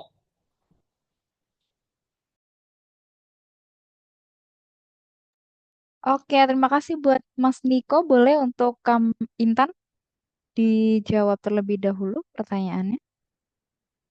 Ya, oke. Terima kasih pertanyaannya, Kak Niko. Nah, tadi kan aku catat nih terkait gimana caranya kita menata ulang kerangka HR supaya nggak overlapping gitu ya. Bener kan ya tadi yang ingin ditanyakan intinya seperti itu. Hmm, sebenarnya kalau misalnya ini mungkin betul. Tadi kan aku sempat menjelaskan HR itu kan memanusiakan manusia di sebuah perusahaan, tapi bukan berarti semua itu tuh harus dihandle HR secara personal gitu. Mungkin kalau misal untuk meluruskan terlebih dahulu ya. Jadi nggak semuanya nih harus dihadapi secara personal, personal, personal gitu. Karena tadi juga aku sempat menjelaskan di bagian akhir, HR itu tuh sebenarnya sudah bukan dalam tanda kutip mengurus personal manusia satu persatu, tapi lebih ke membangun gitu, membangun manusianya gitu. Jadi ini mindset yang mungkin harus kita sepakati bersama gitu ya, Kak Niko dan teman-teman semuanya gitu. Jadi HR di sini meskipun kita memang memanusiakan manusia tuh kita tidak yang terus harus secara personal one by one itu kita hadapi satu persatu gitu, tapi kita membangun sistemnya dulu gitu. Nah, ini seperti apa untuk menata ulang dan bagaimana biar kita tuh tetap memanusiakan manusianya itu yang pertama harus jelas nih SOP-nya, alur kerjanya dulu nih, Kak. Jadi yang pertama kali harus dibenahi, ini sebenarnya sekalian sharing karena aku sempat mengalami hal ini di perusahaan aku. Yang pertama kali dibenerin itu adalah SOP dan alur kerja. Nah, gimana cara kita bisa ngebenerin SOP dan alur kerja? Pastinya kita butuh nih kolaborasi dari kepala-kepala divisi, manajer-manajer terkait untuk kasih tahu nih SOP dari divisi ini tuh seperti apa, alur kerjanya seperti apa. Nah, itu HR tuh harus punya. Yang pada akhirnya nanti HR itu harus punya satu sistem atau mungkin satu dokumen gitu ya, Kaniko ya. Kalau bisa dinamai itu HR book gitu. Jadi itu kebijakan HR, SOP, alur kerja tuh semuanya sudah ada di situ. Jadi itu semacam peran sistemnya. Jadi kerangka kerjanya itu sudah terdokumentasikan. Ketika nanti misal Kak Niko mengajarkan ke HR yang baru atau mungkin Kak Niko memperkenalkan ke karyawan yang baru, itu sudah terdokumentasikan semuanya. Nah, itu yang pertama kali harus dirapikan dulu, Kak Niko. Ketika kalau Kak Niko nggak mau tarik eh, garis ke belakang dulu, jadi kayak pengen langsung tertata semua, nah itu agak nggak mungkin memang gitu. Jadi memang kita harus tarik ke belakang dulu, satu-satu yang dikerjakan, dirapikan dulu semuanya. Ketika nanti sudah semuanya sudah rapi, nah ruang kemanusiaan itu bisa masuk nih di dalamnya. Jadi dokumen ini rapi dulu, ruang kemanusiaan yang tadi dimaksudkan itu bisa masuk dari mulai kayak percakapan sehari-hari atau mungkin kayak mungkin bukan percakapan, lebih ke kayak konseling gitu ya, konseling antar karyawan. Nah, itu mungkin bisa mulai masuk nih, bisa mulai terjadwal juga gitu. Jadi, lapisan sistem sama lapisan peran sistem dan lapisan peran manusianya ini jangan sampai overlapping, jangan sampai itu tuh yang tercampur gitu. Jadi yang pertama memang lapisan yang harus dibenahi itu adalah lapisan sistem dulu. Karena ini kan jelas dan tidak emosional juga gitu. Nah, kedua, setelah memang ini benar-benar jelas, lapisan peran manusia itu mulai dibenahi. Nah, dibenahinya dengan cara seperti apa? Contohnya mungkin kalau boleh sharing juga, aku itu di perusahaan yang sekarang tuh kasih jadwal, Kaniko. Jadi setiap bulan, di akhir bulan, aku mengadakan yang namanya one-on-one session, tapi sifatnya opsional bersama HR gitu. Jadi aku sudah tawarkan tuh kayak slot-slot untuk karyawan-karyawan untuk one-on-one bareng sama aku. Kebetulan aku juga masih sendirian di perusahaan aku yang sekarang, karena memang yang perusahaanku yang sekarang ini bukan perusahaan yang besar sih ya, karena memang brand consultant, jadi memang masih perusahaan kecil. Nah, aku masih sanggup nih untuk menangani yang sendiri gitu. Tapi yang betul, yang tadi untuk yang sistem, untuk yang dokumen itu sudah harus aku rapikan dulu di sini.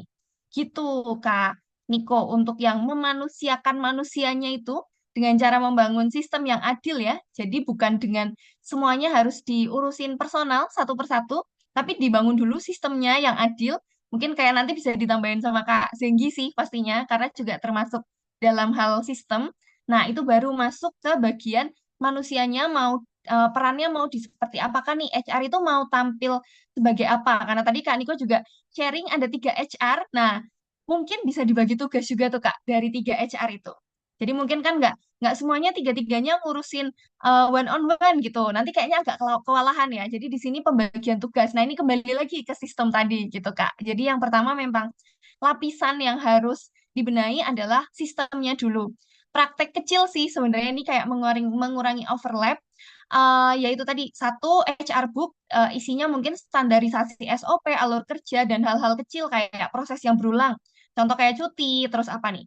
Izin sakit, izin apapun gitu-gitu ya Kak. Terus surat teguran, surat apa? SP, surat peringatan, kayak gitu-gitu. Nah, itu mungkin harus sudah terdokumentasikan gitu. Jadi biar tidak overlap, tidak kalau ditanya nih HR-nya jawabnya beda-beda. Nah, kayak gitu. Jadi biar tetap jadi satu seperti itu sih. Mungkin itu kalau misal ada yang perlu di follow up, boleh banget Kak Niko. Apakah sudah jelas atau ada pertanyaan lanjutan? Silakan. Oke, terima kasih Kak Intan buat penjelasannya. Gimana Oke. untuk Mas Niko? Apakah ada feedback? Udah. Terima kasih banget buat Kak Maria. Kebetulan kami bertiga, cuman kameranya nyadapnya ke saya. Udah ini teman-teman juga udah nyatet, insya Allah seperti itu. Karena kebetulan untuk beberapa alur itu tidak hanya di kami ya di HR di office, ada beberapa yang wewenangnya itu ada di level area manager juga di supervisor seperti itu. Mungkin yang perlu ditata nanti buat saya yang itu aja ya. Makasih Kak Maria. Untuk pertanyaan kedua boleh Kak Janet sekalian terakhir ini. Boleh, silakan Mas Niko. Buat Mas Zengki nih, ya satu. Tadi aku udah nyatet. Sebenarnya kalau udah pakai apa namanya high risk scan untuk akurasinya bakalan meningkat, tidak perlu diragukan lagi. Nah, tapi aku notice di awal ini Mas, mungkin karena juga aku baru make ya, kami baru make ini per Januari ini kita kontraknya. Tadi kan dijelaskan kita mengatur set di awal, ya, mengatur setnya itu agak ribetnya di awal. Nah, tapi ternyata itu butuh waktu, ada trial error dan macam-macam dari beberapa cabang, karena kita cabangnya banyak, karyawannya banyak, ratusan seperti itu. Otomatis trial error itu muncul. Nah, pertanyaan kami, bagaimana kami meyakinkan dari atasan atau stakeholder kami di perusahaan bahwasanya peningkatan kinerja HR tetap akan bisa baik 40-60% seperti yang dijanjikan oleh Hiris bisa berjalan walaupun bertahap. Apalagi kita juga harus memanfaatkan waktu kontrak yang ada, kan kontraknya juga nggak lama per tahun seperti itu. Karena di ISS pun juga masih ada beberapa yang trial error seperti cuti dan lain-lain. Itu bagaimana mungkin bisa membantu kami untuk meyakinkan kepada beliau. Terima kasih Mas Zengki. Oke, makasih Mas Niko. Boleh untuk Mas Zenggi dijawab pertanyaan dari Mas Niko? Oke, baik. Sebelumnya terima kasih Kak Niko seperti itu sudah atas pertanyaannya. Lalu berkaitan mungkin untuk meyakinkan ya, untuk pertanyaan meyakinkannya itu seperti apa sih? Sebenarnya untuk meyakinkannya itu sebenarnya kita bisa melihat terkait dengan progresnya kita sebagai tim HR seperti itu. Ketika kita sudah bisa memberikan tadi sempat berkaitan dengan berkaitan juga mungkin tadi ada slide yang berkaitan dengan kira-kira ketika kita menggunakan HRIS data apa aja sih data apa saja yang kita bisa berikan untuk mendukung terkait dengan bisnis atau level menjadi up lebih naik lagi seperti itu. Jadi sebenarnya terkait dengan hal tersebut kita lebih harus bisa membuktikan bahwa Harries ini memang ribet di awal. Kenapa ribet di awal? Karena memang dari yang awalnya proses masih manual, kita input satu-satu dan sebagainya macam. Dan ketika kita sudah menerapkannya ke sistem, pasti kan ada trial dan error ya Kak ya. Seperti itu. Ketika sudah trial dan error, eh, ketika sudah trial dan error, kita pasti nanti akan mendapati bahwa oh ternyata kelemahannya terkait dengan sistem seperti ini. kita harus backup dengan kemampuan kita secara manual seperti itu. Karena sebenarnya untuk sistem di sini pada dasarnya itu hanya sebagai copilot saja, Kak. Untuk pilotnya sebenarnya hanya kita seperti itu. Sistem hanya membantu kita untuk meringankan beban-beban administratif seperti itu yang terus berulang, dan pastinya ketika terus berulang akan memakan waktu yang banyak, dan ketika sudah memakan waktu yang banyak, sebenarnya ketika sudah memakan waktu yang banyak kita tidak bisa memberikan insight. Kita hanya bisa memberikan laporan saja. Karena pada dasarnya adalah kita hanya yang penting selesai aja deh untuk pekerjaan saya, untuk mendukung terkait dengan bisnis, nanti aja deh urusannya si A, urusannya si B, seperti itu. Sebenarnya ketika kita sudah bicara dengan sistem, sistem itu hanya membantu kita berkaitan dengan penghitungan, berkaitan dengan pendataan dan sebagainya macam, kita yang sebagai pilotnya, kita yang bisa mengolah terkait dengan data-data yang sudah disiapkan oleh sistem. Mungkin untuk secara bertahapnya seperti apa, mungkin untuk berkembangnya ketika sudah berlangganan ya kayak ketika berlangganan di Gaji Hub, nanti datanya kan juga akan semakin terkumpul banyak seperti itu, dan nanti untuk pemilihannya ataupun decision makernya juga akan mengetahui bahwa oh ternyata untuk berkaitan dengan gaji nominalnya seperti ini, atau berkaitan dengan cuti, oh ternyata ada cutinya peak seasonnya seperti ini dan sebagainya macam. Semua sudah disampaikan by data, dan akhirnya mungkin dari Kak Niko sendiri yang bisa ngeceknya seperti itu. Oh, datanya seperti ini. Akhirnya kita bisa memberi keputusan yang seperti apa. Dan kita bisa sampaikan ke owner atau bagian BOD atau si levelnya. Seperti itu. Jadinya untuk tanggung jawabnya pasti tanggung jawabnya itu tanggung jawab bersama. Seperti itu. Sebenarnya untuk tanggung jawab owner atau manajemen pasti akan menentukan terkait dengan arah bisnisnya ya. Seperti itu. Memberikan ruang kepercayaan. Kita harus sebagai owner mungkin kita harus memberikan ruang dan kepercayaan kepada tim HR. Dan ketika kita HR sudah diberikan ruang dan kepercayaan, kita harus berani untuk berbicara dengan data. Datanya dapatkan dari mana? Pasti dari sistem, dari HRIS-nya, seperti itu, Kak. Dan kita bukan apa, kita mengubah untuk cara kerjanya. Itu pasti bukan menunggu untuk disuruh, tapi kita karena kita bisa memantaunya real time seperti itu, kita bisa pantau terkait dengan datanya tiap hari dan bisa diakses dimanapun. Mungkin kurang lebihnya seperti itu, Kak.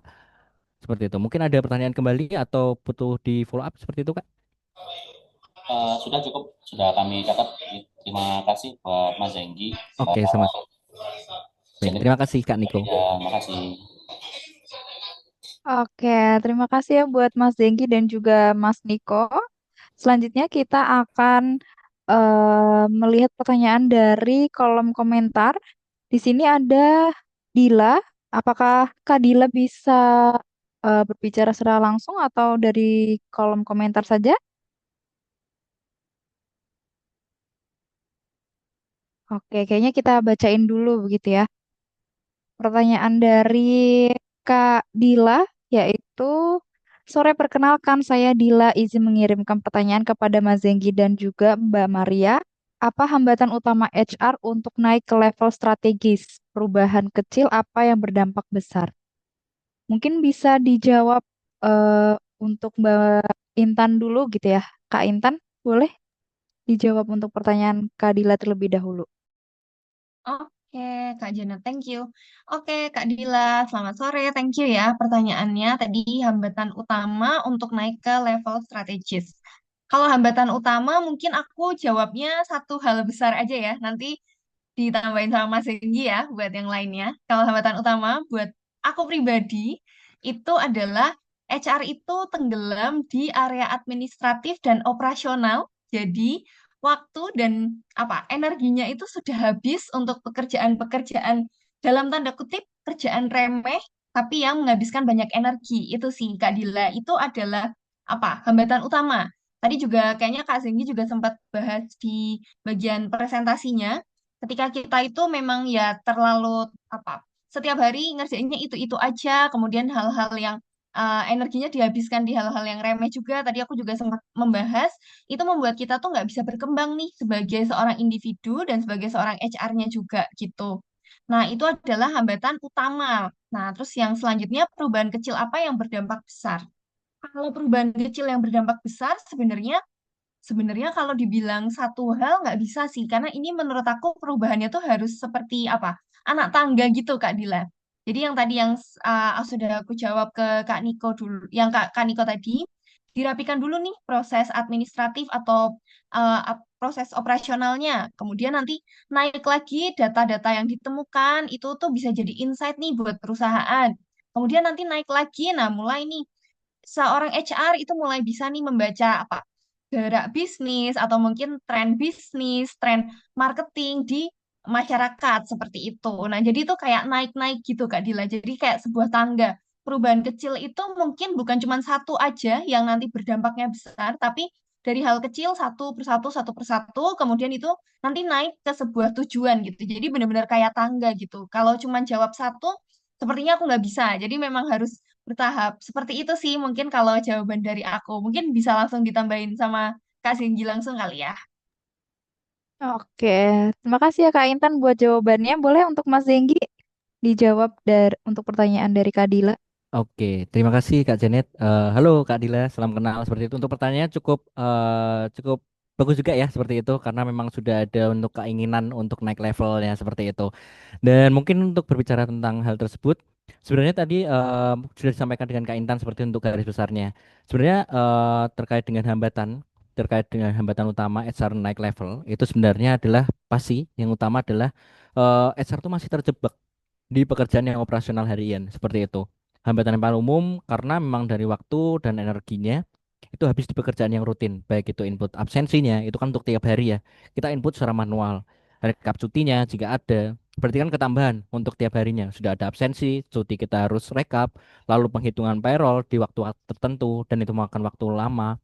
Lalu pertanyaan-pertanyaan berkaitan dengan administratif itu selalu kita ulang-ulang seperti itu. Belum ada terkait dengan pengumuman kita tempel atau kita broadcast ke semua karyawan seperti itu. Jadi hal-hal tersebut itu sebenarnya kalau menurut saya HR itu eh, terkait dengan hambatannya bukan tidak mau berpikir secara strategis ya seperti itu, tapi tidak punya ruang untuk berpikir. Kenapa? Karena ketika HR ingin naik level tapi masih sibuk untuk memadamkan api yang tiap hari, kita jadi kesibukannya cuma itu doang kayak gitu. Sebenarnya ketika kita sudah tersistem dengan baik seperti itu, maka kita bisa untuk berpikir yang lebih strategis lagi seperti itu. Maka untuk hal tersebut HR perlu untuk data-datanya kita rapikan. Seperti itu, data-data yang kurang rapi kita rapikan lagi, kita masukkan ke sistem semuanya, seperti itu karena kita berbicara dengan sistem ya. Kita masukkan ke sistem semuanya, lalu ketika sudah eh, kita masukkan ke sistem, nanti suatu saat misalkan ingin ditarik, langsung ditarik saja dan itu menjadi insight seperti itu. Dan ketika sudah tanpa data yang rapi seperti itu, sebenarnya kita bicara misalkan data-datanya kurang rapi atau berantakan dan sebagainya macam, itu kita tidak mampu untuk memberikan rekomendasi sebenarnya untuk sebagai tim HR ya kita tidak mampu untuk memberikan rekomendasi karena kita masih sibuk untuk harian saja. Sebenarnya kita mampu berpikir oh ketika data yang seperti ini disajikan by system saya mampu nih untuk harusnya memberikan keputusan seperti ini, memberikan masukan ke manajemen seperti ini nih, seperti itu. Sebenarnya seperti itu sih Kak. Karena dari Kak Dila sudah mindsetnya sudah berubah seperti itu yang awalnya mungkin beberapa HR yang dari zaman dulu dan sebagainya macam itu pikirannya masih sebagai admin saja yang penting tugasnya selesai seperti itu mungkin tadi sudah saya sampaikan juga ke Kak Niko seperti itu yang penting tugasnya itu selesai aja seperti itu nggak mau berpikir terkait dengan kira-kira dampak pekerjaanku ini ke bisnis seperti apa ya? Ketika kita sudah memiliki pikiran tersebut, pasti kita sudah mulai untuk proaktif dan pastinya sudah mulai naik level lagi nih. Sudah akan menjadi lebih pemikirannya lebih strategis. Ketika kita sudah mulai berpikir bahwa dampaknya pekerjaanku ini untuk perusahaan seperti apa. Seperti itu. Jadi ketika kita masih berpikir yang penting tugas ini selesai, maka kita masih stuck untuk di lingkungan atau lingkaran terkait dengan operasionalnya. Tapi ketika kita sudah berpikir untuk dampaknya, apa yang kita pekerjakan hari ini, dan kita bisa memberikan insight seperti itu, pasti kita sudah naik level. Mungkin kurang lebihnya seperti itu sih. Dan berkaitan dengan perubahan-perubahan kecil, apa saja yang bisa berimpact cukup besar ya, itu pasti berkaitan dengan cara berkomunikasi ke manajemen. Kalau menurut saya ya, seperti itu. Kenapa? Karena misalkan kita sudah punya datanya, yang kita dari laporan itu bisa menjadi insight seperti itu. Bukan hanya Pak, ini laporan saya, bukan. Tapi kita menyajikan berkaitan dengan datanya. Pak, ini laporannya dari data yang sudah saya lihat, kira-kira seperti ini. Nanti ketika ada masalah kita bukan melaporkan masalah, tapi kita melaporkannya juga disertakan dengan rekomendasi dari data yang sudah kita berikan. Seperti itu. Mungkin kurang lebihnya seperti itu. Mungkin untuk detailnya nanti bisa ditambahkan atau mungkin dari teman-teman juga mau sharing juga di kolom komentar juga bisa. Seperti itu. Kurang lebih seperti itu. Terima kasih. Oke, terima kasih ya Mas Zenggi untuk penjelasannya. Untuk Kak Dila, apakah ada tanggapannya? Oh, ada nih tanggapan dari Kak Dila. Baik, paham. Kemudian Mas dan juga Mbak ada saran nggak ya 3 prioritas perbaikan HR dalam beberapa bulan ke depan? Apa ada contoh yang bisa mengukur keberhasilan transformasi HR, Mas Mbak?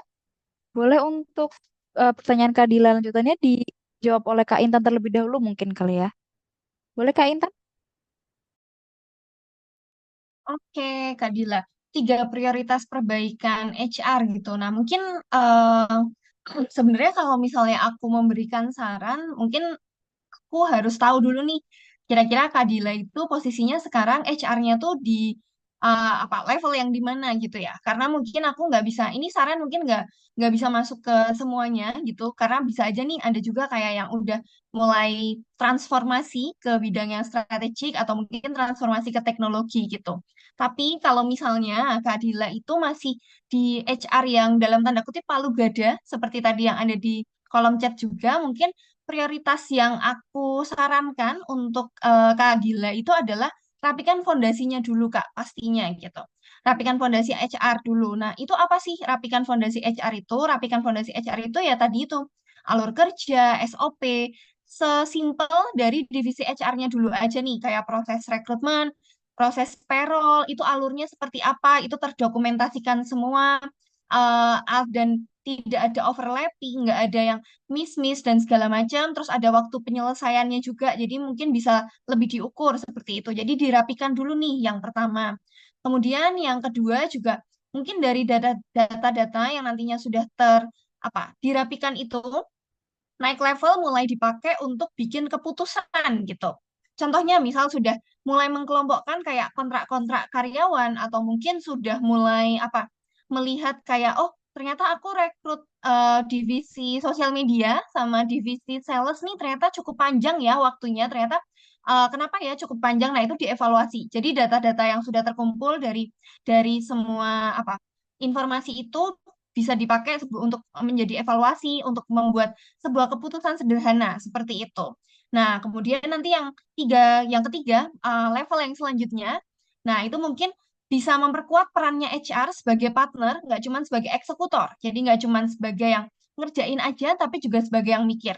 Dari bekal yang tadi 1 dan 2 itu, nah Kak Dila dan tim itu mungkin sudah mulai bisa nih, kayak ini bisa sebagai eh, arah atau mungkin sebagai saran untuk perbaikan perusahaan seperti itu. Jadi lebih ke 1, 2, 3 itu nggak bisa dilakukan secara bersamaan, tapi memang harus pelan-pelan dulu. Nah, yang pertama memang tadi itu harus merapikan dulu alur kerja, SOP, harus punya semuanya dulu, terdokumentasikan semua, semuanya sudah rapi. Itu nanti kalau misalnya mau transformasi ke teknologi, itu akan lebih mudah juga pastinya. Begitu, Kak Dila. Semoga cukup menjawab ya, Kak Dila ya.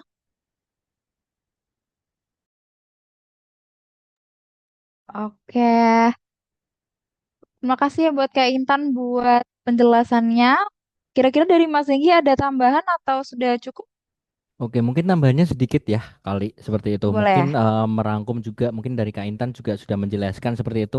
Sebenarnya untuk di prioritas yang berdampak itu sebenarnya cukup yang pertama kita rapikan proses operasionalnya seperti itu. Jadi kita tidak fokus hanya ke absensi tiap harinya, tapi kita sudah mempercepat terkait dengan prosesnya seperti itu. Jadi terkait dengan hal yang pertama, prioritas pertama itu pasti rapikan terkait dengan proses operasionalnya supaya tidak daily task-nya kita mengurusi hal tersebut.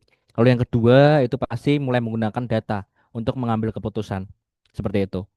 Jadi berkaitan dengan hal tersebut nanti ketika kita sudah menggunakan data, kita bisa nih menganalisa berkaitan dengan dampaknya seperti apa.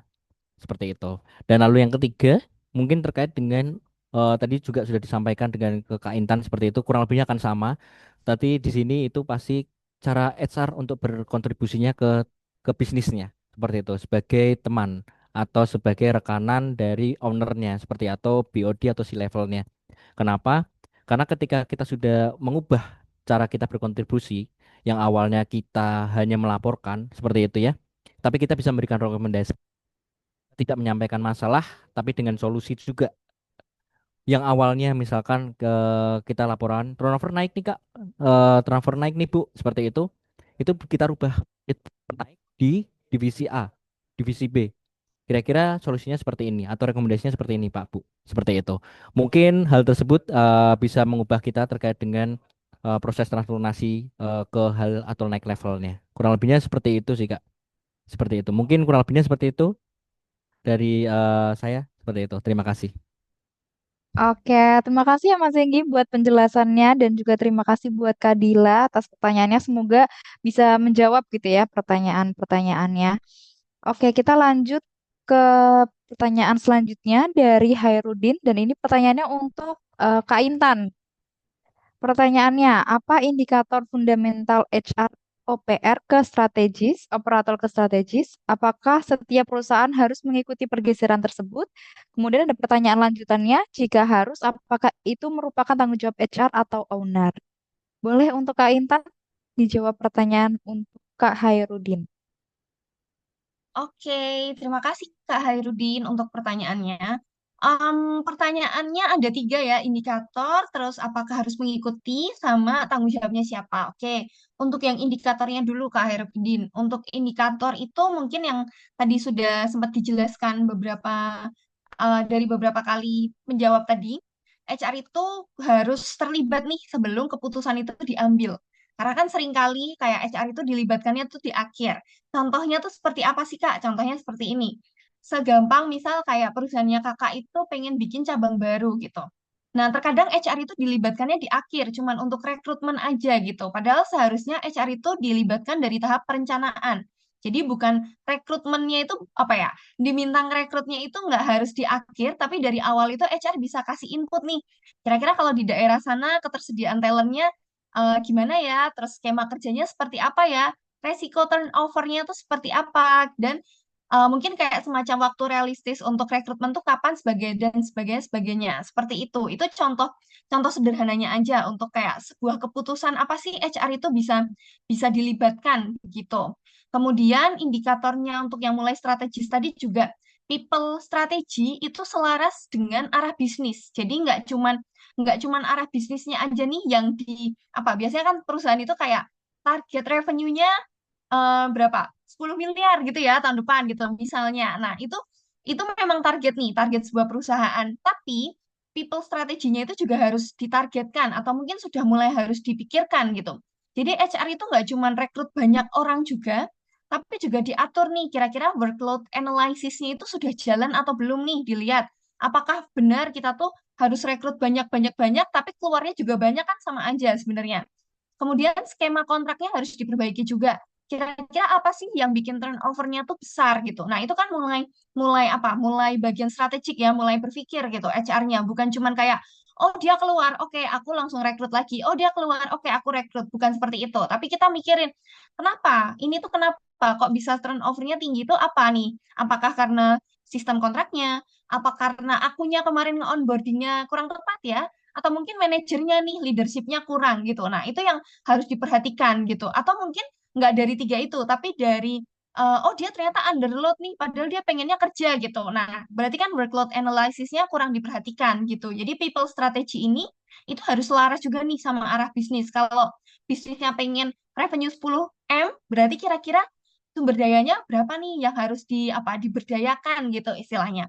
Seperti itu. Terus juga data SDM itu nggak cuman dipakai untuk kayak oh ini orangnya cuman 3 bulan nih di perusahaan ini, oh ini cuman segini, oh tapi ada yang sampai 2 tahunan nih, oh sampai ada yang 10 tahunan juga ada gitu. Nah, data-data SDM itu tuh dipakai untuk mengambil keputusan gitu, Kak. Jadi nggak cuman kayak, dia mau resign nih, tolong rekrut ya. Oke, jangan cuman seperti itu, tapi HR juga harus kayak, aku lihat dari divisi kamu kemarin udah ada 4 orang nih minta resign. Nah, itu harus yang HR itu sudah harus mulai mengkulik itu gitu sih. Jadi perannya itu sudah sebagai advisory bukan sebagai administrator. Itu apa indikatornya ya, Kak ya.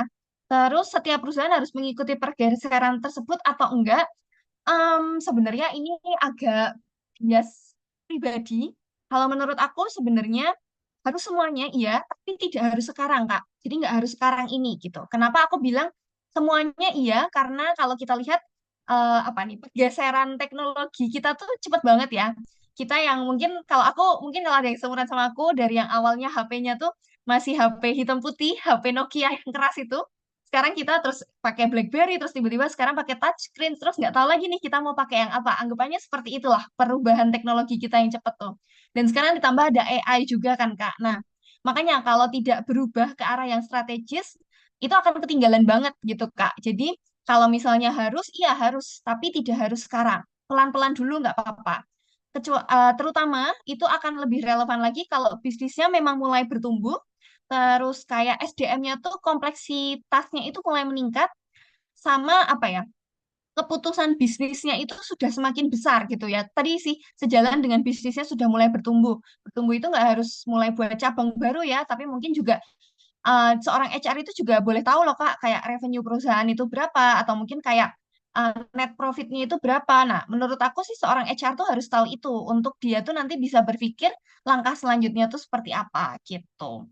Yang terakhir, tanggung jawab siapa, HR atau owner? Nah, ini harus bersama sih, Kak. Kalau owner itu ya pastinya, owner atau top management tadi ya, si level semuanya itu ya, mereka memberi arah, memberi ruang juga, dan pastinya mereka yang punya, dalam tanda kutip, kekuasaan tertinggi di sebuah perusahaan gitu. Yang punya approval tertinggi lah. Nah, kalau HR itu ya, karena kita memang seorang HR, itu tugas kita untuk membangun sistem, terus kita juga harus membangun kapasitasnya juga dan membangun kesiapan si perusahaannya itu. Gitu, Kak Hairudin. Semoga cukup menjawab ya untuk yang ini. Oke, terima kasih ya Kak Intan untuk penjelasannya. Buat Kak Hairudin, semoga bisa terjawab gitu ya. Nah, selanjutnya ada pertanyaan lanjutan nih di bawahnya untuk Mas Zenggi. Untuk gaji hub itu ada trial berapa lama ya sebelum ambil servisnya? Boleh Mas Zenggi Oke, dijawab baik. pertanyaan dari Kak Teresa? Oke, baik. Terima kasih. Jadi untuk berkaitan dengan pertanyaan tersebut dengan Kak Teresa ya, seperti itu. Jadi untuk ketika berlangganan atau akan berlangganan di Gaji Hub, kita sediakan trial. Untuk trial di sini pasti tadi untuk menjawab pertanyaan berkaitan dengan trial dan error, lalu nanti proses transformasinya seperti apa. Jadi untuk hal tersebut di Gaji Hub kita memberikan untuk free trialnya selama 2 minggu, seperti itu, atau 14 hari, seperti itu, Kak. Nanti misalkan ada pertanyaan lebih lanjutan boleh menghubungi mungkin dari nomor yang sudah disediakan ya seperti itu nanti boleh menghubungi kami tim Gajiep nanti akan dibantu untuk dijelaskan atau dipandu seperti itu. Oke, terima kasih ya Mas Zenggi. Begitu ya Kak Teresa untuk jawabannya. Sebelum melanjutkan sesi tanya jawabnya, aku mau ingetin ke teman-teman buat mengisi formulir presensi dan juga feedback untuk mendapatkan benefit dari webinar kita pada hari ini. Oke, kita lanjut ke pertanyaan selanjutnya dari Kak Rahmat ya. Izin bertanya, bagaimana tips untuk menerapkan implementasi budaya serta visi misi perusahaan dalam transformasi dari HR operasional menjadi ke HR strategi? Sepertinya ini untuk Kak Intan ya. Boleh untuk Kak Intan dijawab pertanyaan dari Kak Rahmat ya? Oke, sebentar. Aku sambil izin baca ulang. Bagaimana tips untuk menerapkan implementasi budaya serta visi misi perusahaan dalam transformasi dari HR? Oh, oke. Berarti ini ya, implementasi visi misinya gitu ya, Kak ya, untuk transformasinya.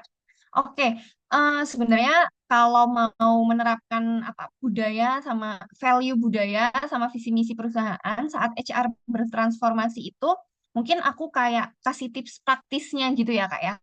Tips praktisnya itu mungkin dipilih kalau di perusahaannya Kak Rahmatia, misal value atau visi misinya tuh banyak banget atau mungkin kayak ya value tuh banyak gitu, dipilih 2 atau sampai 3 yang istilahnya paling krusial gitu. Jadi jangan semuanya dulu dipilih dulu aja.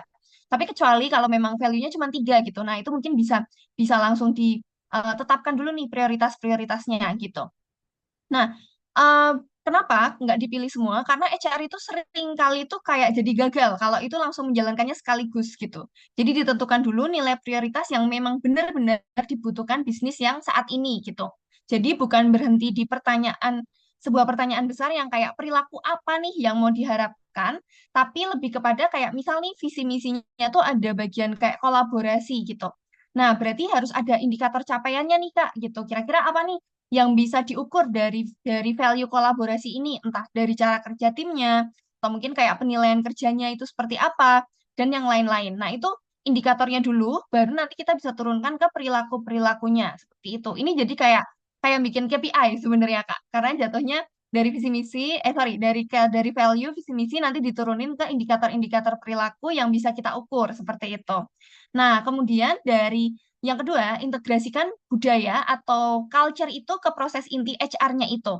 Kayak contohnya tadi aku sudah ambil contoh kolaborasi gitu ya. Ada value atau ada culture kolaborasi. Nah, kolaborasi itu harus hidup nih di HR-nya itu sendiri gitu. Karena HR ini kan sebagai apa contoh gitu ya buat divisi lain juga nih. Kayak contohnya misal yang tadi kolaborasi. Kolaborasi itu nggak cuman berhenti di kalimat aja, nggak berhenti di slogan di sosial media aja, tapi benar-benar harus masuk nih di bidang rekrutmen, di bidang onboarding, atau mungkin kayak di bidang performance management gitu. Misal kalau di rekrutmen, nah kita nggak mungkin nih kolaborasi itu nggak mungkin kita HR sendiri nih, kita butuh berkolaborasi sama divisi lain, sama tim yang lain seperti itu. Itu sesederhana itu contohnya.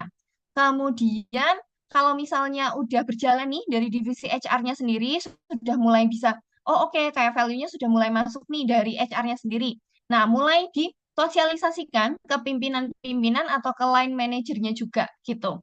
Jadi budaya apa nih yang akan jalan dan si manajer ini biar apa ya bisa jadi pegangan HR dan jadi role model bagi si teman-teman yang lain gitu. Dan HR itu berperan sebagai advisory-nya juga. Jadi bukan sebagai polisinya, bukan sebagai polisi culture, tapi sebagai advisory gitu. Jadi selalu diingatkan gitu. Contoh nyata, kalau di perusahaan aku, di PT Haloka Group itu, kita punya 3 value utama nih, Kak. Value yang pertama itu clarity, kemudian excellence, sama collaboration. Clarity ini kan kejelasan gitu. Jadi kita tuh selalu menerapkan komunikasi yang jelas, selalu menerapkan komunikasi yang clear gitu. Ketika ada anggota tim atau anggota lain yang dalam tanda kutip gak jelas nih ngejelasinnya ke aku gitu misalnya, aku akan nanti bilang kayak, boleh diulangi nggak lebih jelas lagi aja dong, biar clear aja nih kayak gitu. Dan kalau misalnya dari merekanya sudah cukup menjelaskan, tapi dari akunya belum paham. Nah, aku mau make sure ya biar lebih clear lagi gitu. Jadi memang memang hal-hal kecil itu tuh selalu diterapkan si culture-culture itu gitu. Nah, kalau aku pribadi, aku menerapkannya juga dengan hidupku juga gitu. Jadi biar lebih apa? Biar lebih masuk aja gitu. Itu kalau memang dari perusahaannya kakak itu sangat mengedepankan sebuah culture dan sebuah value gitu. Nah, yang terakhir itu harus diukur dan dievaluasi. Kalau boleh kasih sedikit contoh di perusahaan aku, kami itu ada one on one, tapi itu culture checking gitu, Kak. Jadi one on one-nya ini bukan buat konseling, bukan buat curhat-curhat, tapi buat ke culture checking-nya. Jadi kami itu selain punya KPI, kami punya IDP juga namanya Individual Development Plan. Nah, di situ kami checking ke culture dan value-nya itu. Kenapa kami selalu melakukan itu? Karena itu bagian dari employer branding-nya kami.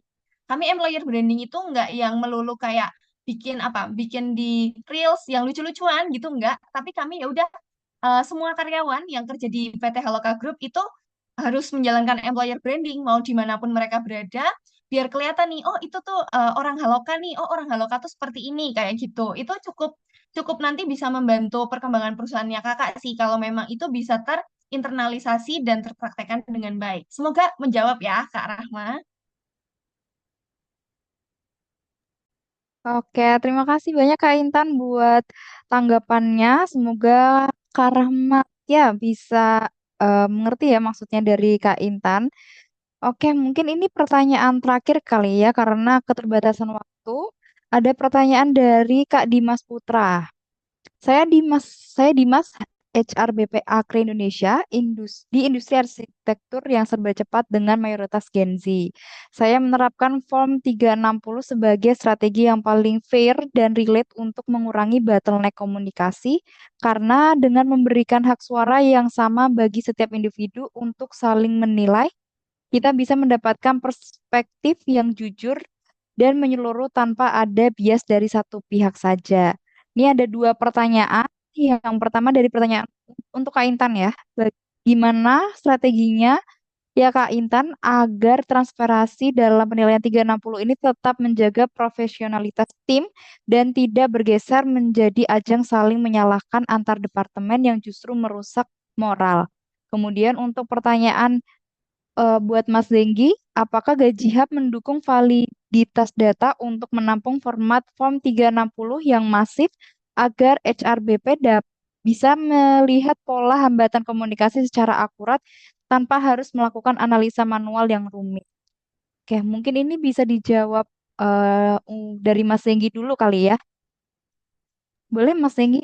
Oke, baik. Terima kasih. Mungkin ke Kak Dimas ya. Terima kasih Kak Dimas sudah bertanya seperti itu. Untuk di Gajib sendiri berkaitan dengan hal tersebut, kami menyediakannya untuk terkait dengan formatnya seperti itu atau form-formnya. Kami lebih ke bagian KPI-nya seperti itu. Jadi di Gajib sendiri itu ada fitur terkait dengan KPI atau yang kita sering sebut adalah Key Performance Indicator. Jadi kita bisa memberikan terkait dengan pertanyaan-pertanyaannya di formulirnya seperti itu dan nanti untuk sistem penilaiannya karena komunikasinya dan sebagainya macam bisa dilakukan dari sisi aplikasinya seperti itu Kak menggunakan ISS jadi nanti karyawan bisa mengisikannya dari sisi aplikasi dan nanti akan otomatis terhitung by system seperti itu sebenarnya untuk hal tersebut nanti untuk detailnya seperti apa Kak Dimas mungkin boleh ditanyakan langsung Kak dengan tim kami seperti itu tim gajian seperti itu nanti untuk detailnya seperti apa penerapannya seperti apa nanti boleh dibantu atau di WhatsApp saja ke nomor tersebut tapi untuk di gajian sendiri sudah menyediakan terkait dengan fitur key performance indikatornya. Seperti itu, Kak. Dan nanti untuk nilainya juga akan otomatis terconvert juga sampai saat ini. Seperti itu. Terima kasih Kak Dimas. Mungkin untuk pertanyaan selanjutnya boleh dijawab dengan Kak Intan berkaitan dengan pertanyaannya dari Kak Dimas. Oke, terima kasih ya Mas Zenggi buat jawabannya ya. Selanjutnya buat Kak Intan, boleh silakan langsung dijawab saja. Ya. Oke, terima kasih Kak Dimas. Nah, ini kebetulan tempat aku juga pakai 36 peer review, Kak. Jadi mirip banget, mungkin bisa saling sharing juga. Kebetulan kalau di tempat aku itu untuk 36 peer review-nya itu kami adakan itu per quarter, Kak. Jadi nggak per bulan memang. Kenapa nggak per bulan? Nah, ini karena memang teman-temanku itu juga Gen Z semua nih, kebanyakan gitu. Nggak semuanya Gen Z sih malah. Nggak ada yang milenial kayaknya. Memang Gen Z semua gitu. Jadi memang kalau isi formnya terlalu sering setiap bulan tuh akan capek mereka. Jadi kita memang pakainya di sini lebih ke yang one on one session itu untuk ngukur dari merekanya. Tapi 36 peer review kita ukurnya berdasarkan per quarter. Nah, caranya seperti apa biar tidak menjadi ajang dalam tanda kutip apa nih? Ajang merusak moral gitu ya Kak ya atau mungkin kayak saling serang menyerang gitu. Biasanya yang aku lakukan itu setiap quarter tuh aku ganti Kak orangnya. Jadi mungkin contohnya pakai kami bertiga gitu ya. Aku, Kak Zenggi, sama Kak Janet gitu. Aku menilai diriku sendiri juga, dan aku menilai Kak Janet, aku menilai Kak Zenggi juga. Nah, nanti Kak Zenggi itu menilai diri Kak Zenggi, nanti si Kak Zenggi itu menilai aku, Kak, tapi menilai yang lain gitu. Jadi kita tuh benar-benar apa aku rolling terus-terus per quarter seperti itu. Nah, rollingnya itu nggak cuma di dalam satu departemen aja, tapi juga di departemen yang lain. Jadi, tapi bukan asal langsung di rolling aja ya, Kak. Kira-kira ini dia pernah beririsan apa ya?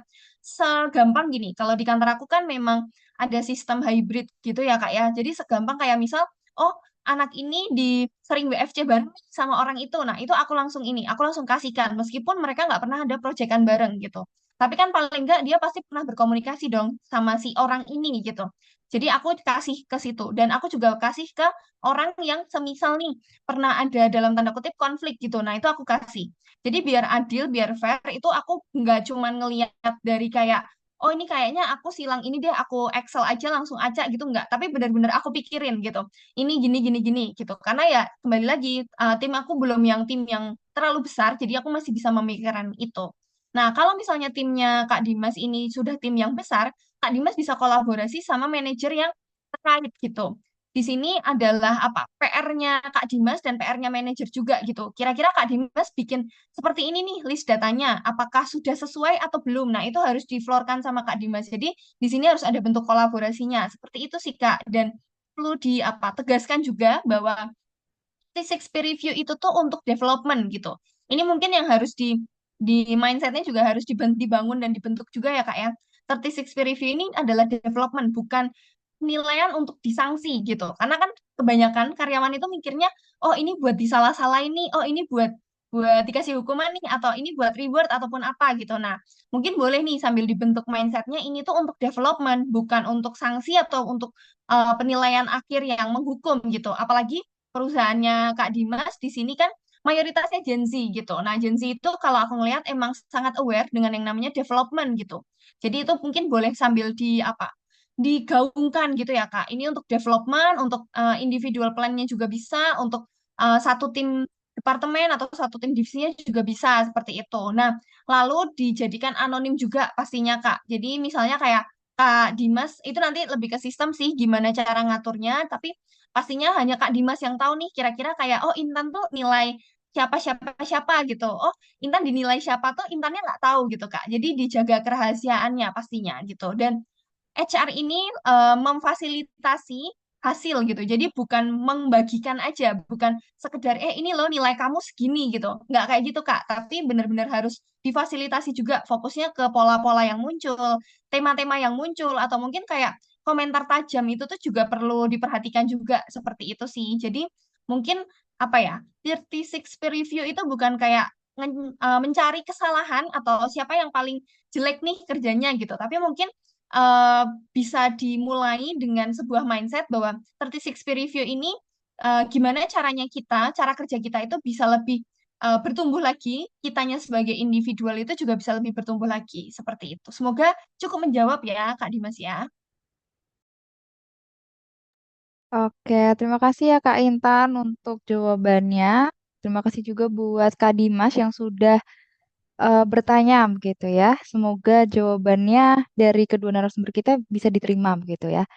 Nah, karena keterbatasan waktu, kita cukupkan sampai di sini untuk sesi tanya jawabnya. Terima kasih buat teman-teman yang sudah menyampaikan pertanyaannya. Dan apabila masih ada teman-teman yang masih ingin bertanya, boleh banget kontak kita ke Gaji Hub atau mungkin ke Kak Intan, Instagramnya Kak Intan, boleh untuk Boleh Instagramnya aku Kak Intan? share Instagram sama LinkedIn kali ya, Kak, di kolom chat. Ya, boleh. Boleh. Atau mungkin juga teman-teman jika masih ada pertanyaan bisa ditanyakan di grup komunitas kita ya di Gaji Hub Talks. Oke, karena sesi tanya jawab kita sudah selesai, sebelum menyelesaikan acara kita pada hari ini, boleh teman-teman kita dokumentasi kegiatan dulu. Bagi teman-teman, boleh kameranya dibuka.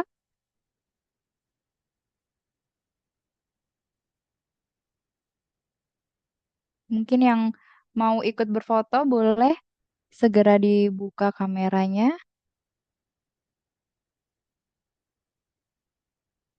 Oke, mungkin sudah pada membuka kameranya ya. Untuk tim dari tim Gaji Hub boleh minta tolong di screenshotkan begitu ya. Oke, saya hitung 3, 2, 1. Sekali lagi, 3, 2, 1. Oke, terima kasih teman-teman. Nah, akhirnya kita sudah sampai ya di penghujung acara kita pada hari ini. Terima kasih buat Kak Intan dan juga Mas Zenggi yang sudah mau membagikan ilmunya buat teman-teman semua di sini. Terima kasih juga buat teman-teman yang sudah meluangkan waktunya untuk join dan juga mendengarkan materi yang sangat bermanfaat gitu ya buat kita semua. Semoga ilmunya bisa bermanfaat dan saya juga selaku moderator juga memohon maaf jika ada salah kata ataupun kekurangan selama memandu acara hari ini. Semoga kita bisa bertemu di kesempatan berikutnya. Tentunya dengan topik yang menarik dan juga pastinya bermanfaat. Terima kasih semuanya. Selamat sore. Sore, terima kasih.